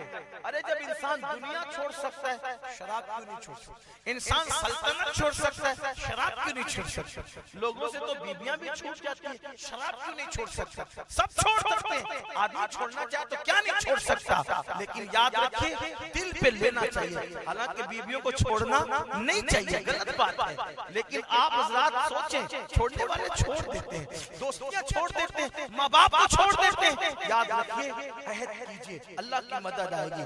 अल्लाह हम सबको तौफीक अता फरमाए। गुफ्तगू के दरमियान अच्छा बापू कहते हैं चंद मिनट कुछ और बात कर दूं बात। सब नहीं कह रहे, सब नहीं कह रहे, तो एक बार बुलंद आवाज से दुरूद शरीफ पढ़े। अल्लाहु रब्ब मुहम्मदिन सल्लल्लाहु अलैहि वसल्लम नहनु इबाद मुहम्मदिन सल्लल्लाहु अलैहि वसल्लम सलातु व सलाम अलैका या रसूलल्लाह सल्लल्लाहु अलैहि वसल्लम। मेरे बड़े भाई कह रहे हैं तो मुझे करना पड़ेगा, इसलिए कि अगर नहीं करेंगे तो फिर बाद में 12 ये बड़े हैं, हम छोटे हैं, सफर में इनके साथ जाना है, फिर इन्हीं के घर क़याम भी करना है, तो जाहिर सी बात है फिर जिंदगी भर एक दूसरे के साथ रिश्ता निभाना है, तो ख्याल करना होगा। वो बात मैं ख्वाब की पूरी कर देता, चंद ही मिनट में कर देता। फिर मेरे आका ने पूछा, हजरत का हुक्म है तो कह रहा हूं, और आप भी कह रहे हैं सुनने के लिए, तो एक बार आका पे बुलंद आवाज से दुरूद शरीफ पढ़ें। अल्लाहु रब्ब मुहम्मदिन सल्लल्लाहु अलैहि वसल्लम नहनु इबादु मुहम्मदिन सल्लल्लाहु अलैहि वसल्लम सलातु व सलाम अलैका या जद्दल हसन वल हुसैन। आका ने फरमाया कि वो खून का जो दरिया था, खून और पीप का जो दरिया था, उसमें वो जो बंदा तैर रहा था और उसके मुंह में पत्थर डाले जा रहे थे, वो कौन था? कहा या रसूल अल्लाह, वो सूद खाने वाला था, वो सूद खाता था, दुनिया सूद का धंधा करता था, इसलिए आज उसका ये अंजाम हुआ। आज ये भी चल रहा है, इजी मनी के चक्कर में कोई जुआ खेल रहा है, इजी मनी के चक्कर में कोई मोबाइल पर जो है वो जुआ खेल रहा है, कोई लॉटरी कर रहा है, और अब सूद लोग क्या कर रहे हैं पता है? चुपके चुपके धंधा कर रहे हैं सूद का, इसको दिया उसको दिया उसको दिया।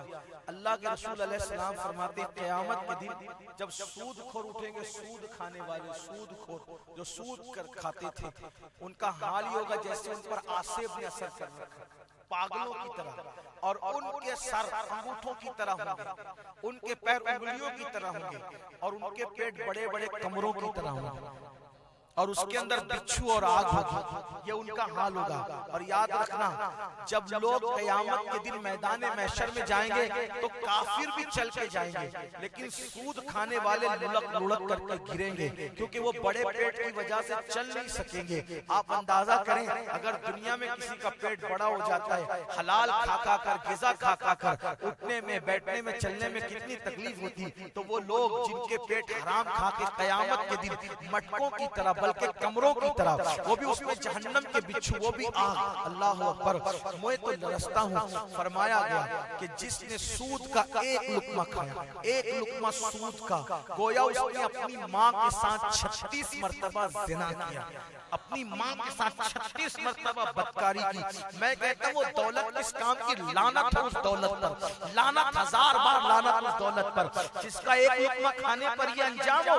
अरे ये तो बोलने भी शर्म आती है, ये तो सुनने भी शर्म आती है, लेकिन क्या करें, उन बेगैरतों तक ये बात पहुंचती है, फिर भी वो हे करके रह जाते हैं। याद रखिए, सूद खाने वालों से मैं कहना चाहता हूं, जब रमजान शरीफ आता है ना, रमजान शरीफ, तो बड़े बड़े पापियों की कब्रों से अजाब उठा लिया जाता है, लेकिन सूद खोरों पर रमजान में भी अजाब होता है। इब्ने हजर मक्की ने लिखा है, मैं नहीं कह रहा हूं। और सिर्फ रमजान शरीफ नहीं, जो रमजान शरीफ की सबसे कीमती रात है, जिसे शबे कदर कहते हैं, शबे कदर में भी अजाब होता है। एक बुजुर्ग फरमाते, इब्ने हजर ने लिखा है, बुजुर्ग फरमाते कि मैं अपने वालिद की कब्र पर गया शबे कदर में, तो मैं तिलावत कुरान कर रहा था। शेख मदीनी कहते हैं, शेख मदीनी कहते हैं कि मैं तिलावत कर रहा था, करीब की कब्र से किसी के चीखने चिल्लाने की आवाज आई। मैंने कहा किसके चिल्लाने की कब्र से आवाज आई? जब मैं वहां गया तो देखा, रे ये कब्र पर बड़े नेक और मुत्तकी आदमी की कब्र है, इससे शबे कदर में चिल्लाने की आवाज। तो मैंने जो चंद और मुसलमान थे उनको बुलाया, इधर ये फुलाई की खबर है। कहाँ उन्हीं की है, तुम सुन रहे आवाज? हाँ, ये तो चीखने चिल्लाने की, अंदर अजाब आवाज आ रही। मैंने सोचा कि या अल्लाह, इतना नमाजी, तहज्जुद गुज़ार, रोजे रखने वाला, उम्रे करने वाला, हज करने वाला, और बात भी इतनी मोहतात करता था कि जल्दी किसी से बात भी नहीं करता था, कम गो था, इतना मुत्तकी परहेज़गार। मैं उसकी बीवी के पास गया, मैंने कहा तुझे अल्लाह की कसम दे के कहता हूँ, बता वो क्या कहता था, क्योंकि मुझे यकीन है मेरा अल्लाह किसी पे जुल्म नहीं करता। कोई ना कोई करतूत होते तब ये अंजाम होता है, वरना वो तो माफ करने वाला, उसकी रहमतें तो बहाना ढूंढती है माफ करने के लिए। वो करता क्या था बताता, छोड़। अल्लाह की कसम दे के कहता हूँ, इबरत के लिए, सिर्फ इबरत के लिए, सिर्फ इबरत के लिए। तो कहा वो बहुत नेक था, हज उम्रे करता था, नमाज पढ़ता था, तहज्जुद भी नहीं छोड़ता था, लेकिन चुपके से, खामोशी से सूद का धंधा करता था।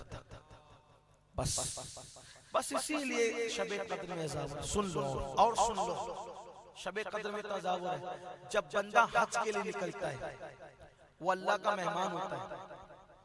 हाजी अल्लाह का मेहमान होता है, उसके घर से निकलते उसकी हर दुआ कबूल होती है। कदम कदम पर नेकियां लिखी जाती हैं, जब तक लौट नहीं जाता हर कदम पर नेकी। और वो भी कितनी, एक कदम तक करोड़ों नेकियां। लोगों का हिसाब खेल है, हाजी को इतनी नेकी मिलती, और जब वो लौटता है तो ऐसे लौटता है जैसे आज ही मां के पेट से पैदा हुआ, ऐसे गुनाहों से पाक हो। ताबईन कहते हैं कि एक शख्स हज के लिए चला, जब हज के लिए चला तो हज के रास्ते में उसका इंतकाल हो गया। अच्छा, ये बहुत मुबारक मौत है हज के रास्ते में। जो हज के रास्ते में मरा ना, तो पता है उसका क्या इनाम है? अब अल्लाह उसका हमशक्ल एक फरिश्ता पैदा करेगा जो कयामत तक उसकी तरफ से हज करता रहेगा। बहुत बड़ी शहादत है हज की राह में मर जाना, बड़ी शहादत है। तो लेकिन अब वो हज के लिए निकला और रास्ते में मर गया। जो कब्र खोदते उसमें अज़दहे निकलते, जो कब्र खोदते उसमें अज़दहे निकलते, जो कब्र खोदते उसमें अज़दहे निकलते। तो उस वक्त वो गए और हजरत अब्दुल्लाह इब्ने अब्बास से कहा कि हजरत हम हज के लिए निकले, फुला बंदा मर गया और जहाँ खबर खोलते अजदान निकलता जबकि हज की राह में वो मरा है। और फरमाया पूरी दुनिया भी खोद डालोगे ना तो अजदान निकलेंगे। क्यों?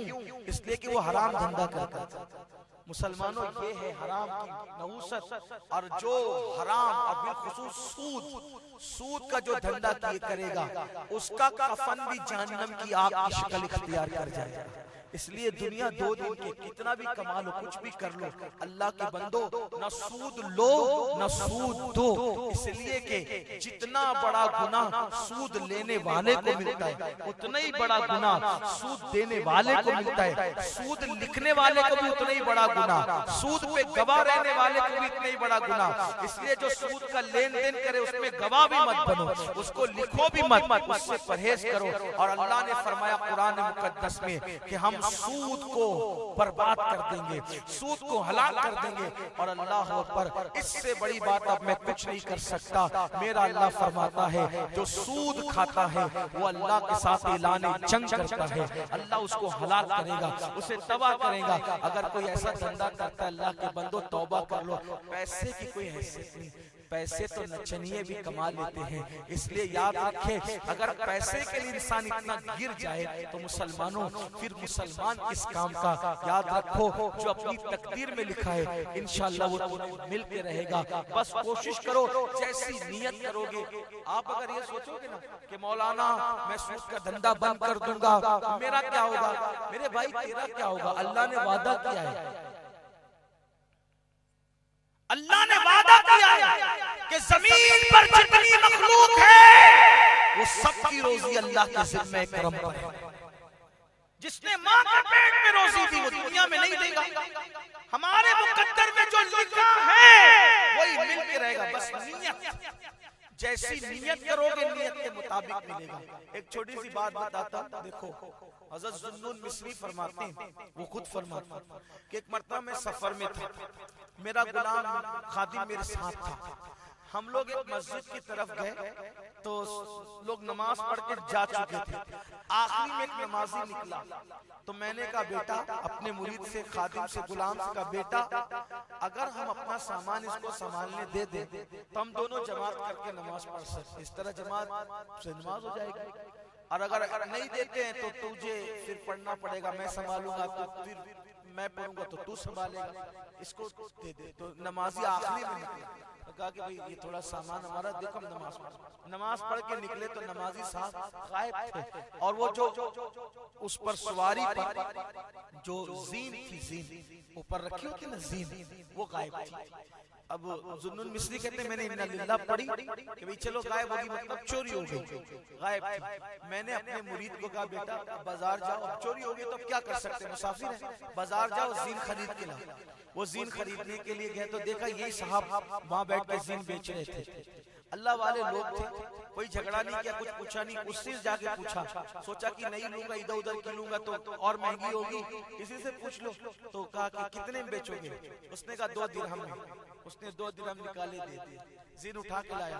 ज़ुन्नुन मिस्री ने कहा बेटा ये तो अपनी है। कहा हुजूर जिसको खड़ा किया था संभालने वही बेच रहा था, उसी से खरीदा। कहा कितने में दिया? कितने में दिया? कहा हज़रत 2 दिरहम। मुस्कुरा के कहते हैं मौला तेरी शान। मुरीद ने कहा ये क्यों? फरमाया बेटा जब सामान संभालने के लिए उसको मैंने खड़ा किया ना तो मैंने सोचा यार ये वक्त देगा, सामान संभालेगा, जब मैं नमाज पढ़ के बाहर निकलूंगा तो इसको 2 दिरहम में दे दूंगा।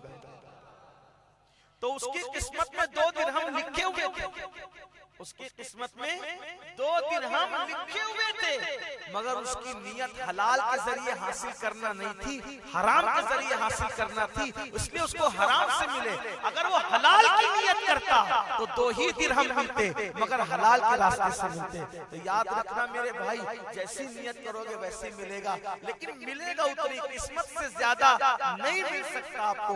महबूब इलाही की खानकाह में एक मुरीद आता था, जब आया चप्पल चोरी हो गई, जब आया जूता चोरी हो गया, जब आया रोज नए नए लाता था, चोरी होता था। एक दिन पीर साहब से कहा हुजूर जब आता हूँ चप्पल चोरी हो जाती है। फरमाया बेटा अब जब चप्पल उतारना तो कहना जो चुराए उसके लिए हलाल, जो चुराए उसके लिए हलाल। अब महफिल खत्म हुई, बाहर निकला तो मौजूद था, चोरी नहीं हुआ था। चोरी नहीं हुआ था। हजरत ये क्या हो गया? मैंने हलाल किया तो चोरी नहीं हुआ। फरमाया बेटा, चोर लोग जब घर से निकलते हैं ना तो हराम की नियत करके निकलते हैं, तो जो जैसी नियत करके निकलता है उसको मिलता वैसे ही है। तो जब आया चोर बनकर तो हराम की नियत करके आया, अब तूने कर दिया हलाल, इसलिए कुत्ते को खीर कब हजम हो सकती है। अस्सलाम वालेकुम।